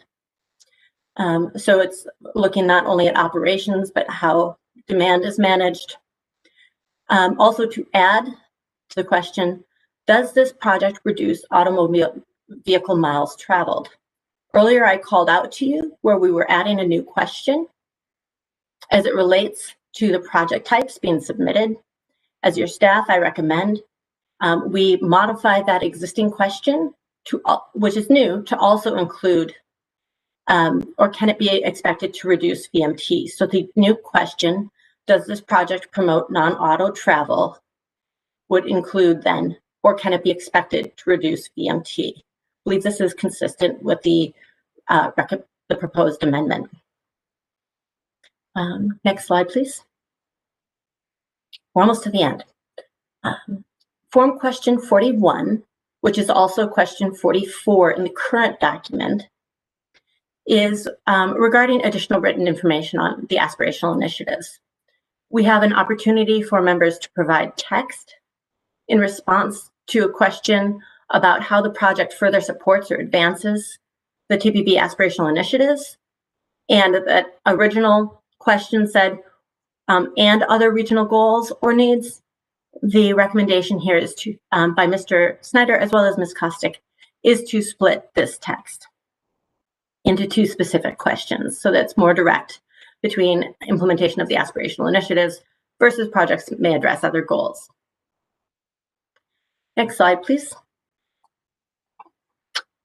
The last change that I have here is proposed, I believe this is the last, may I have one more. Let's see, is regarding the mitigation of climate impacts. And so This is to add this question. There are two variations on this, one from Mr. Snyder and another from Ms. Kostiak, which is if the question, which you can see in italics there, which we believe they're referring to, which is this project expected to contribute to reductions in emissions of greenhouse gases by 50% below 2005 levels by 2030, which is one of the climate action and energy plan targets or goals, excuse me. If the question is responded to by the submitting or sponsoring agency that it does not do that, there's a recommendation to describe how the project will mitigate increased greenhouse gas emissions or vehicle miles traveled. So Ms. Kostiak also had recommended that we include language as to if so, if no, why not? And if yes, how is this project anticipated to reduce some emissions? So to gather more information as to what's behind the yes or no. For example, there may be projects such as safety projects that may be very important projects, but may not actually be specific as to their impact on emissions. Next slide, please. All right. So that completes my review of the comments with the proposed amendments that we have received from board members. And I'd like at this time to conclude my presentation and turn the mic over to Chair Russell. I will ask for input from the board on these changes and amendments. We may want to go through each of those slides to see if there are any questions or any need for discussion. After the discussion, as a member of the Transportation Planning Board staff, I would recommend approval of the document with any changes that you confirm or make, so that we may issue the technical input solicitation to your member agencies. Thank you very much for your time. Chair Russell. Thank you, Stacy. That's a lot of great information. So let's see. We have several suggestions for amendments. And before we go into all of those, let me just ask if there are any other folks that have additional comments that they're going to want to make are there any folks from the district that want to have any suggestions?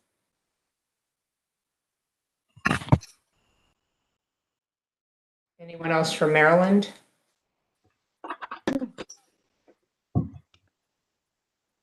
Anyone from Virginia?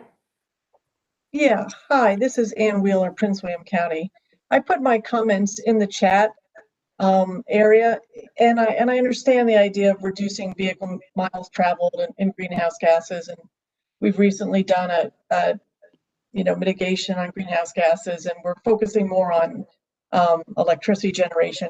But I'm just saying, in a county like Prince William County where we're growing, the idea of focusing on vehicle miles traveled is really difficult for us, especially because we have no metro and not a lot of VRE.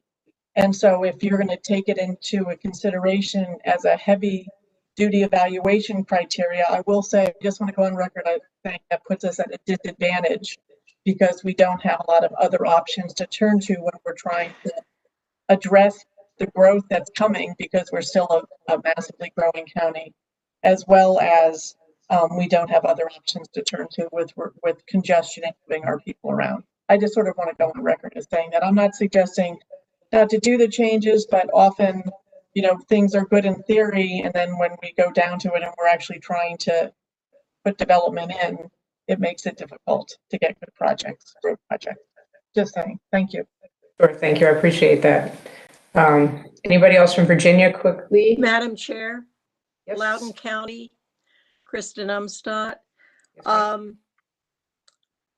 want to say that, first of all, I admire my friend Dave Snyder very much, but amending the language from urges to requires would probably require me to vote no, which I don't want to do. I want to be supportive, but I don't have any explicit or implicit direction from my board to support such a requirement. I also want to make sure that when we talk vehicle miles traveled, that we take into consideration that putting an electric vehicle on the roads is not going to create the same kind of greenhouse gas issue or that putting a gasoline powered automobile would, depending of course on the source of the electricity.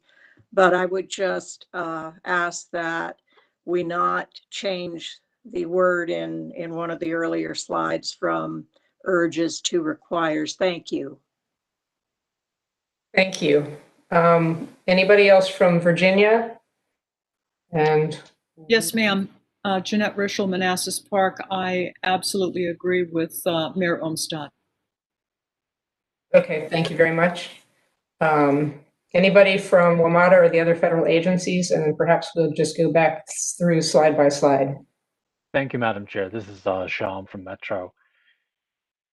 Appreciate staff and Conti. Thank you very much for your, seem to have a video problem. We'll deal with that later. Thank you for your staff's detailed response to the questions we sent along and the work plan you've articulated for finally giving this body some VMT targets. And just as a reminder for us all, transportation sector is the largest contributor to GHG, and we are stewards of that transportation sector. We don't control a lot of that. We don't control the composition of vehicles. We don't control global energy prices. We do control what the transportation plan sets for us as what we want to tolerate in this region. And it's helpful to know that staff will be helping finally give us some metrics on VMT. How much can we absorb before we start to violate our recently adopted climate change commitments that this body recently voted on? So thank you for that. That's very encouraging. If pressed for a suggestion, I do expect that this body will be using those VMT targets to guide future decisions on the LRP. And if I had a magic wand in the season of giving, I would wave it and make sure that these targets would be available to us a little bit earlier in the calendar year, preferably in the summer, so that we would have those as guideposts as we evaluate the LRP and what it says about whether or not we are actually going to be real about our commitment to climate change mitigation or whether it was simply a paper exercise. Thank you, Madam Chair, for your leadership this very challenging year. Thank you, staff, for taking seriously this issue and advancing some tools that we can use for effective decision making. Thank you very much. So should we go back through, we have A through F. Let's do that. Let's go through the slides. I want to make sure we have enough time for our final item, which I know everybody is very excited about hearing. So let's start with proposed change A. Are there some straw poll, any objections to this? Does this look okay with everybody?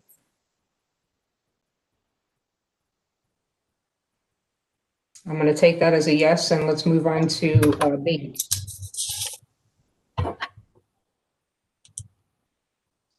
So I think this is the one that had some. Yes, ma'am. Kristen Umstadt Loudon. This was what concerned me, especially the amendment to change the word urges to requires. Did I recall, Stacey, that you said Ms. Kostick's suggestion was calls for? Yes, that's correct. Which and to Ms. me is, Kostick did not include the language shown in red that starts with to reduce. This is Casey. Yeah, I did. I mean, I strongly support the amendment here. I did originally suggest calls for. I actually prefer requires more, and I support the further language involved here that Mr. Snyder added. I do just want to note, you know, I think in terms of vehicle miles traveled and reducing VMT, I think it's not. It is a gain in terms of GHG reductions, but it's also not just that. It's also improving safety in our region, which is something we just identified as a priority, because the fewer cars, the fewer miles traveled, the safer our region is. I think it also improves quality of life. I think it improves pollution. I think it has equity impacts.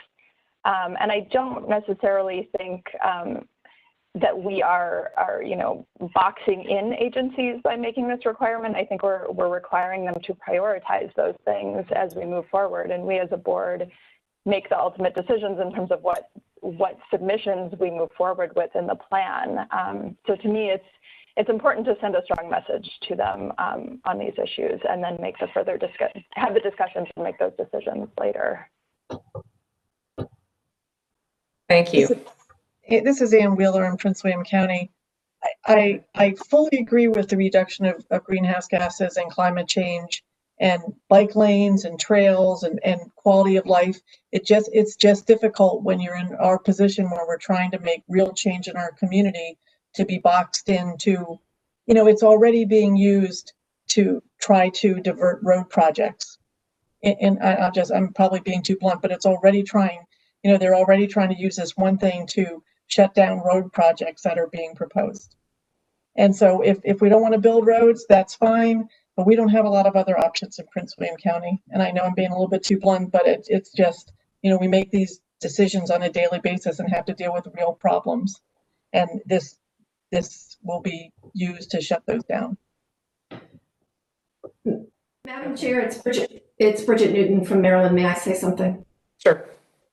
As a former chair of TPB and have been on for a long time, I understand the challenges of different jurisdictions and whatnot, but the way I see this, and I do support the change here, the way I see it is asking us to prioritize. It's not canceling road projects. It's not saying no in areas for my colleagues in Virginia where that is your primary mode, but it is also giving support to rail. It's giving support to metro and transit options.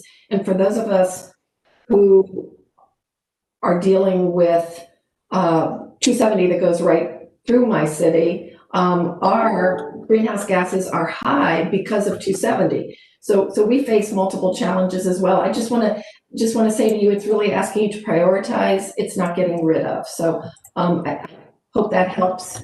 This is an aspiration that TPB has been working on for a while, trying to get the regional transportation board to look at things for the entire region. So thank you, Madam Chair.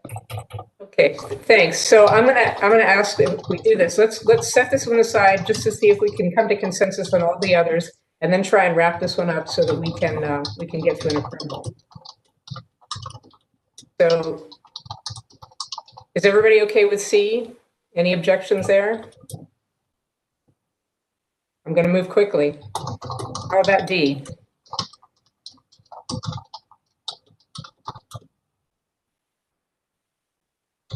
Okay, let's move on to E.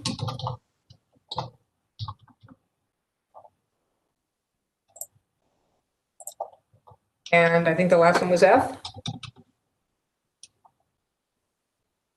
Okay, so the only one we have, let's go back to B and see if we can resolve this.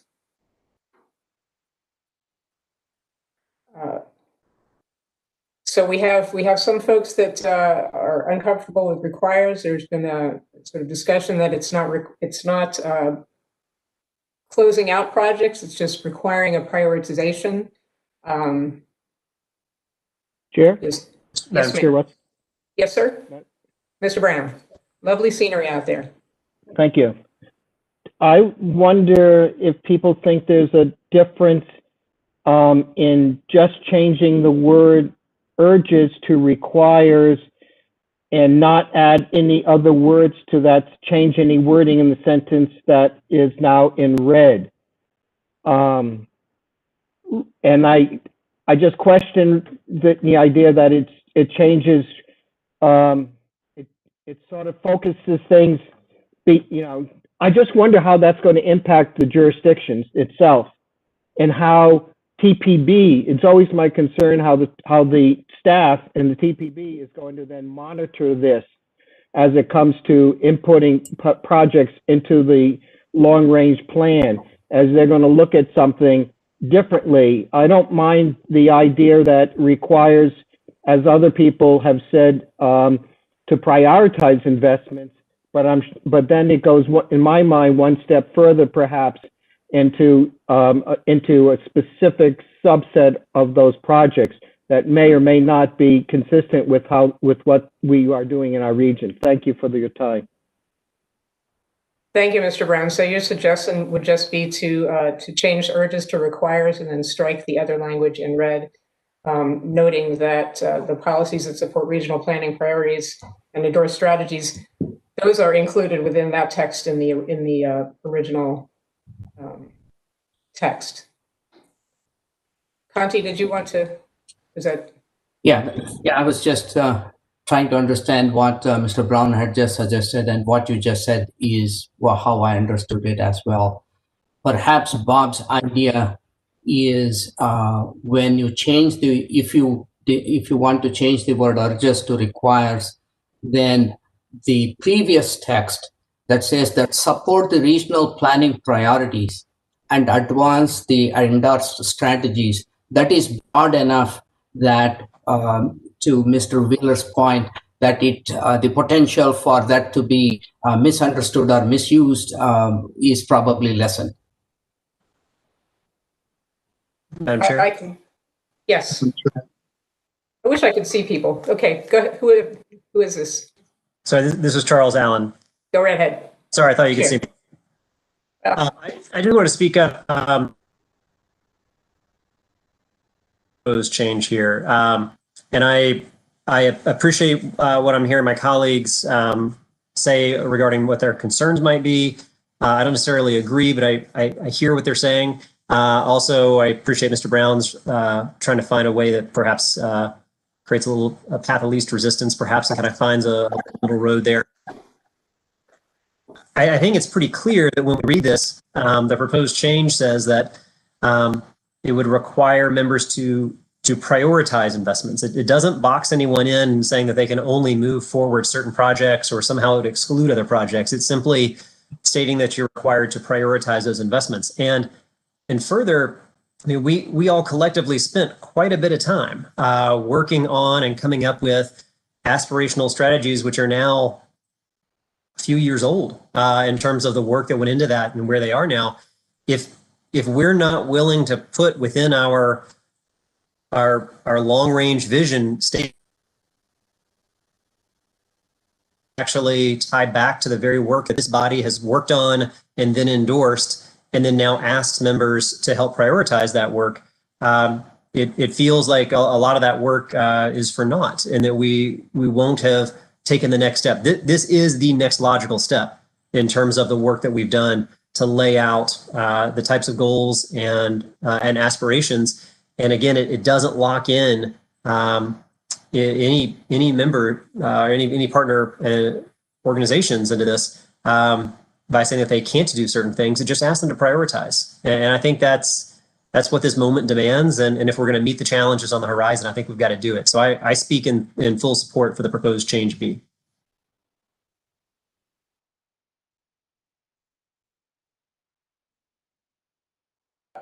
Thank you. I'm sorry, I muted myself. All right. Well, in the spirit of let's try and move this thing forward, I've heard a few objections to the language. I've heard some in support. I'm going to ask if there is any other suggestions with regard to this, and then I'm going to ask for a motion for approving these release of the solicitation. So whoever makes the motion, I think, is going to be obligated to include the language that they feel is appropriate, and we'll see where it goes from there. Madam Chair. Yes, ma'am. Loudoun County, Kristen Umstadt. I'm happy to make the motion. I would expect my friend Mr. Snyder to try to amend, but if you're looking for a motion, this is what I would suggest.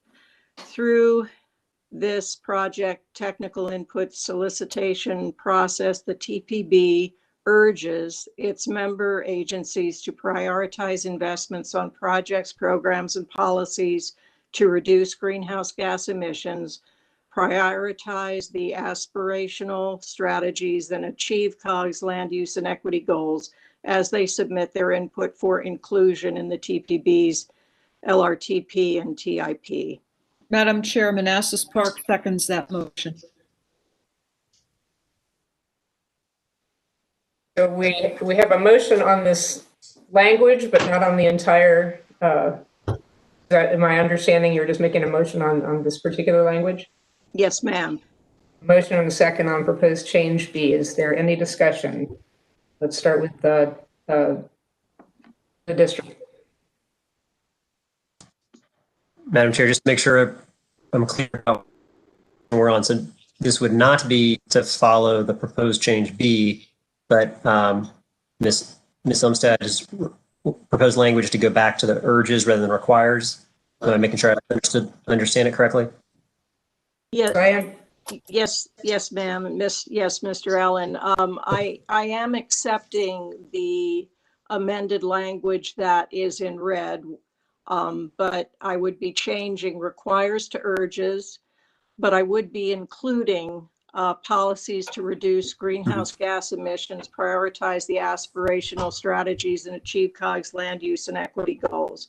So that part of Mr. Snyder's, that latter clause of Mr. Snyder's would remain in my motion, but I would be changing requires back to urges. I guess if we're just in discussion, I already said my piece, so I'll just very quickly just say I support the language being requires, not urges, but I'll wait and see how the conversation goes. Thanks. Thank you, Mr. Allen. Anybody else from the district? I think we've heard from Virginia, unless there's anybody else. My colleagues from Maryland. Kai Hagan with Frederick County. I am glad to see that the motion specific language there, which reducing greenhouse gases, et cetera. I think that's very important. I would support the overall change with urges if necessary, but would strongly prefer required. But either way, I'm glad that that other language was left in by the motion. Thank you. Anybody else from Maryland? Yeah, Evan Glass from Montgomery County. I also just want to weigh in and say that I too would personally support requires versus urges. I think that we need to give teeth to this climate emergency that we're all trying to fix, and that is relevant to this document. And I guess technically speaking, if the rest of that paragraph is included and the terminology prioritizes is already within that individual jurisdictions have to prioritize some of these projects. I guess that nicely slips in the middle of what we're all trying to do. But again, personally, I support requires, but understand other jurisdictions. Thank you. Thank you, sir. Anybody else from Maryland? Boy, you give me the tricky one on the last day. Go ahead. Yes, thank you, Chair Russell, for ushering us through this. Just want to say I'm not entirely clear which the appropriate way to vote on this is, just based on the process, but I do not support it with the word urges because I think we need requires. Okay, so I guess we can have a vote on the motion on this particular change, and I don't know if that will change the will of all of you to approve the moving forward of the solicitation. I think what we're trying to do here is come to agreement on a language. I'm not sure that we will, but then I'd like to move on to actually just moving forward with the solicitation, and hopefully everybody can get on board with that. So I'm going to go ahead. Madam Chair, Yes. quick question. Thanks much. So I want to ask the maker of the motion, would she consider amending her motion to approve the other changes? What would it be? A, C, D, and whatever, along with the change that she's proposing to maintain urges. I certainly would. Thank you, Mr. Snyder. I was not trying to go beyond B, but if we're ready to include the rest of the motion and the other sections, yes, I'm comfortable with that other language. Okay. What I'm trying to ascertain here by sort of channeling and spiriting is, because I can't see everybody's faces, is if we can't agree on the language on this one, is that going to stymie the movement of us releasing this solicitation?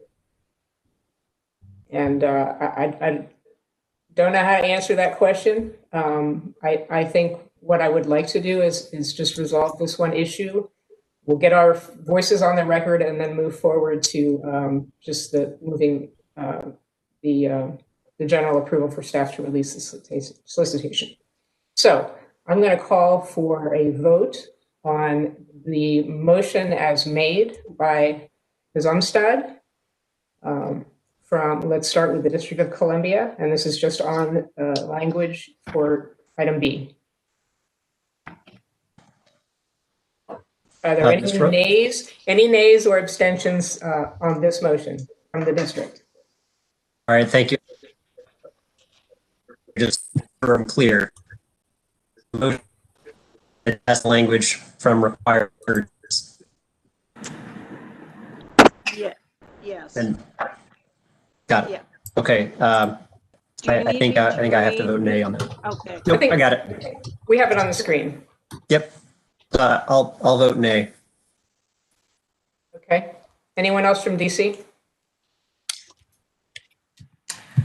This is Kristen Calkins with the Office of Planning. I think I'd also vote nay. Okay. As well as Mark Rawlings from DDOT. I'll abstain. Thank you. All right. From Virginia. Nay. Conic, Alexandria City. No, City of Falls Church. No, City of Fairfax.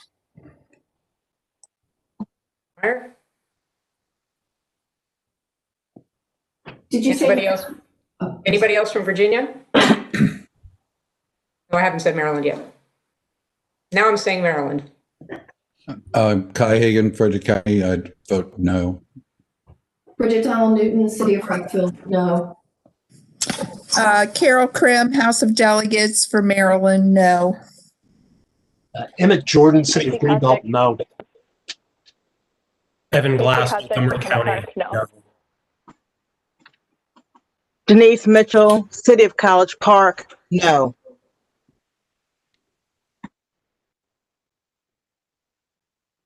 Okay, is that it for Maryland?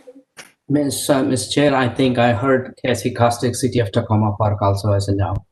Okay. And Yes, we I are did. tracking from the members present. We're tracking the numbers. Lynn?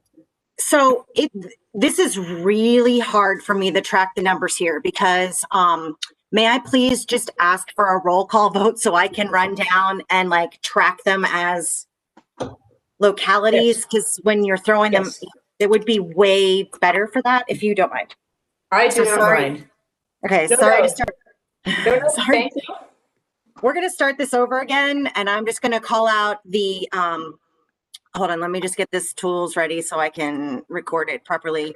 Okay, so I'm going to call out the agency, and many of you have 2 people attending, so you only get 1 vote per agency. All right, District Department of Transportation, and again, this is, you're voting yes for urges, no for requires, or abstain. Okay.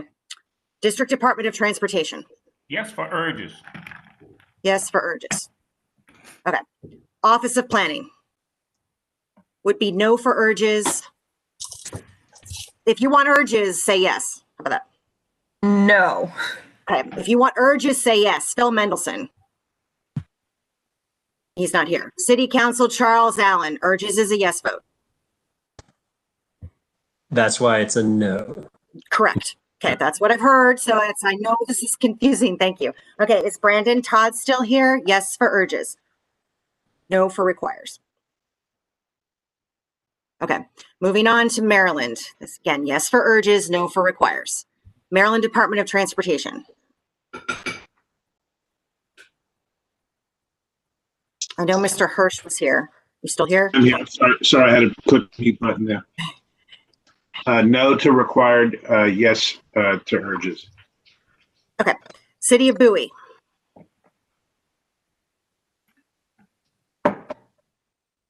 Charles County. Jason Groff, yes. To urges. College Park. No to urges. Yes to required. Gotcha. Frederick County. Cuyahoga, no. City of Frederick. Yes to urges, no to requires. Say yes to urges. Yes to urges. City of Gaithersburg. Yes to urges, no to requires.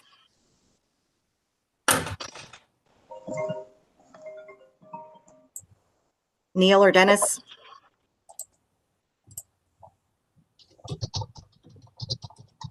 Okay.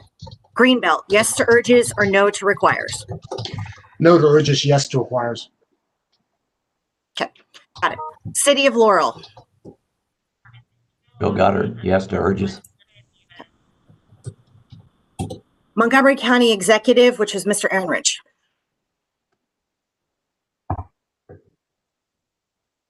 Urges or requires? Yes to urges, no is requires. Is he still there? Okay. Montgomery County Executive, Mr. Glass. Yes to urges, no to requires. No. No, and this is Gary Ehrenrich. I'm sorry, I was muted. No. Mine also no. Okay, gotcha. Thank you. No to requires. Okay, Prince George's County Executive, Mr. Bellamy or Weisberg. Yes to urges, no to requires.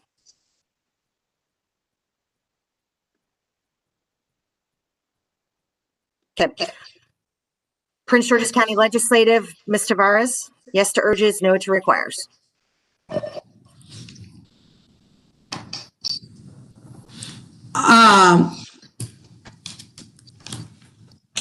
Yes to requires.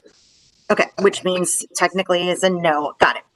City of Rockville. Yes to urges, no to requires. No. Gotcha. Tacoma Park. Yes to urges, no to requires. No. Thank you. Maryland House of Delegates. Yes to urges or no to requires. Mr. Corman has left, so this is the alternate, Ms. Krim. So I'm voting no. So no to requires. Okay.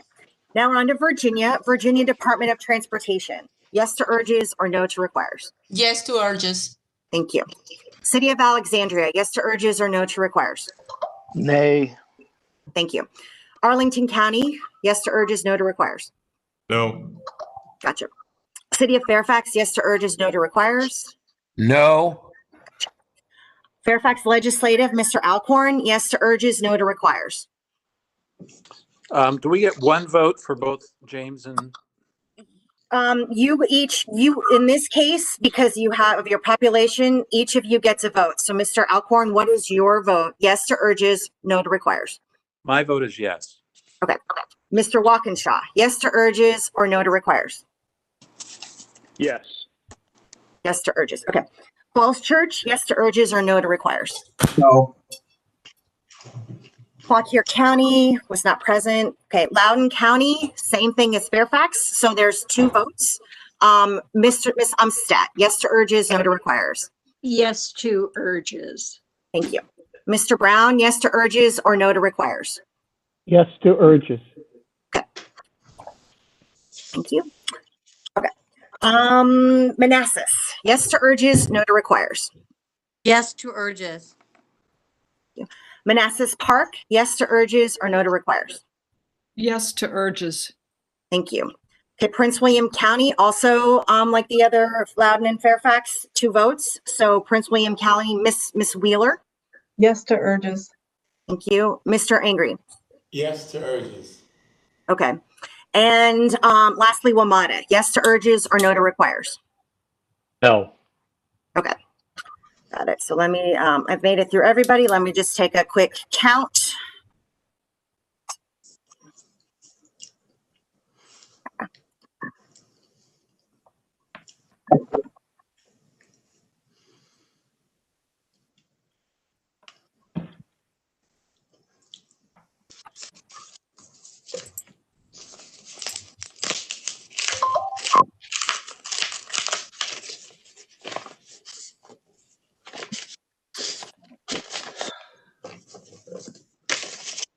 While she counts, obviously, we're going to be deferring our last item to the next year's meeting.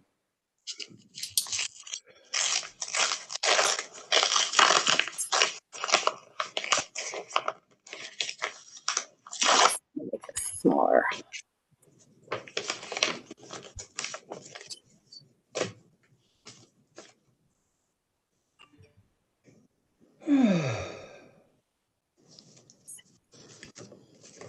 November again.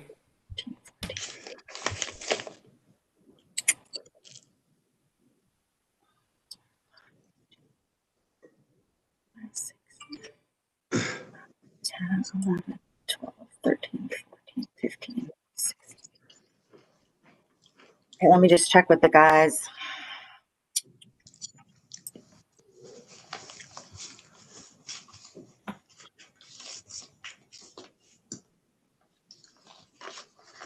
Save the best for last.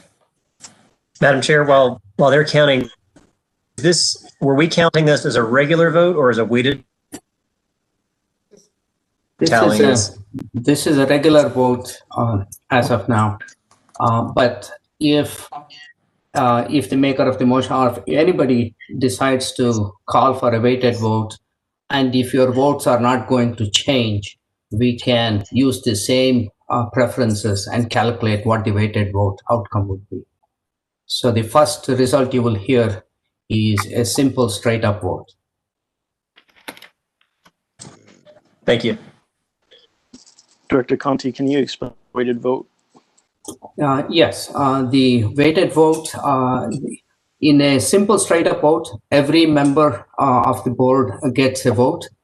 And in a weighted vote, the member's vote is weighted in proportion to the population of their jurisdiction. And that's step one. Step two, all of the Virginia votes are added up and made equal to 5 votes. All of the Maryland votes are made equal to 5 votes. And all of the DC votes are made equal to 5 votes. So the total is 15. WMATA's vote does not get included in a weighted vote system because the WMATA jurisdictions all have been included in the Virginia, Maryland, and DC weighting system. Lynn, do you have? So yes, so the total we have is 14 for yes and 16 for no. So that means this particular change does not pass. Thank you. So that means that the language that was originally presented in the solicitation document is the language that would stand moving forward. Is that correct? Unless somebody makes a different. Madam Chair, does that mean that in order to accept the proposed changes for B, then we now need to have a separate motion, which sounds like it would align basically with the no votes from the last vote. But is that what we need to do from a procedure standpoint? I need a parliamentarian assist here. Ms. Chair, unless somebody decides to call for a weighted vote, if we take the result of this, then what you see on the screen is the language for change B. There was no disagreement that was heard on the remaining changes A, C, D, E, and F. So if this is accepted as a vote and as a simple straight vote, then we will now need a motion on the complete document, including changes A, C, D, E, and F. Okay. Madam Chair, I'm happy to make that motion. Okay, That was brilliant. Thank you, Ms. Newton. All right, go for it. I move that we accept the changes by Mr. Snyder to the document as noted by Mr. Conti Shrinkoff. I don't remember the numbers, the letters he just said. Yeah, that would be A through F. A through F. Thank you, sir. And I'll second that, Madam Chair. Charles Allen in DC. Okay, we have a motion and a second. And so Conti, just clarify for us, if you could, exactly what this we're voting on. Okay, now the motion is to accept all of the changes and amendments that have been made to the technical input solicitation document that Stacy reviewed, which would include all of the staff changes that was mailed to the board, plus the 6 changes A through F that the board discussed explicitly today. So with this vote, staff will have the approval needed to issue this document to the transportation agencies and transit agencies. Okay, hopefully everybody is clear on that and we can move this forward.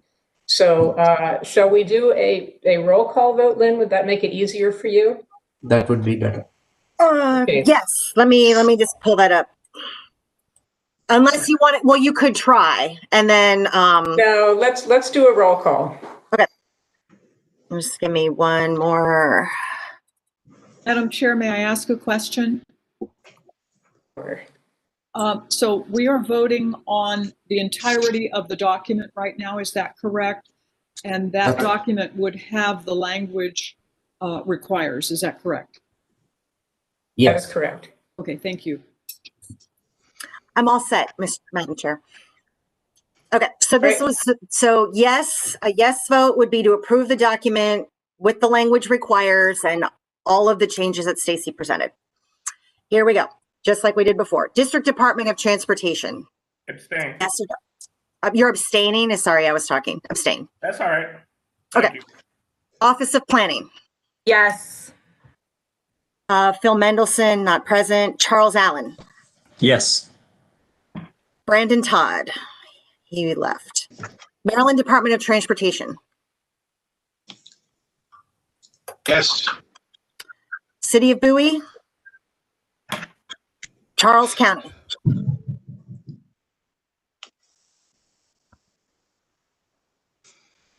So are you still there? May have left. We're losing people. College Park. Yes. Frederick County.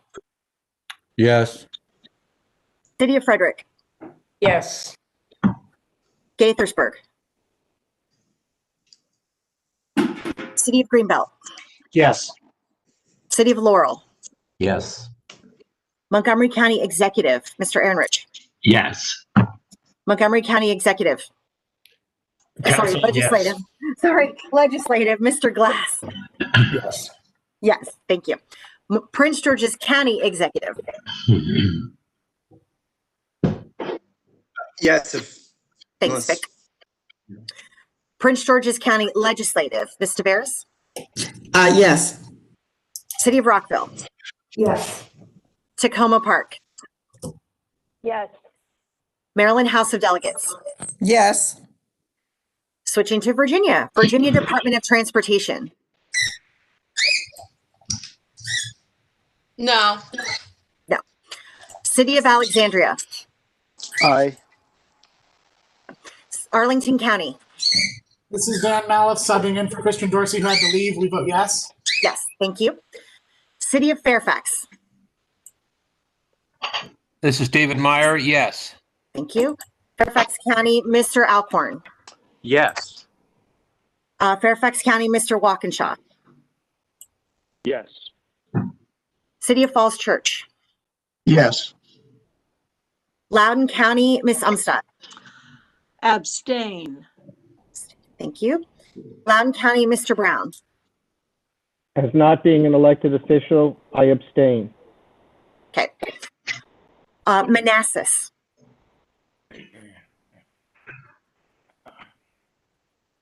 Ms. Sebesky? Did she have to go? Yeah. Manassas Park. Abstain. Prince William County, Ms. Wheeler. Abstain. Prince William County, Mr. Angry. Abstain. Thank you. And WMATA.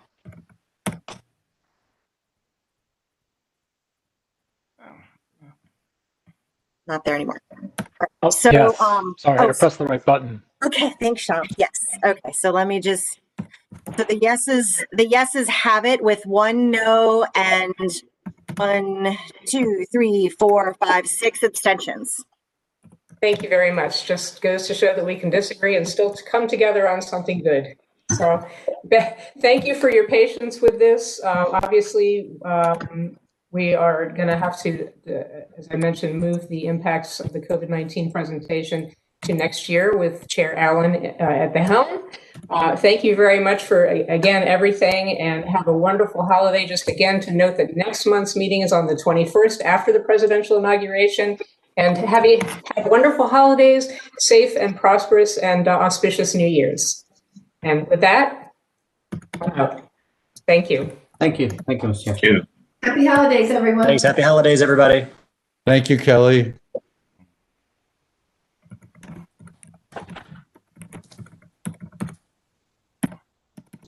Merry Christmas, everybody.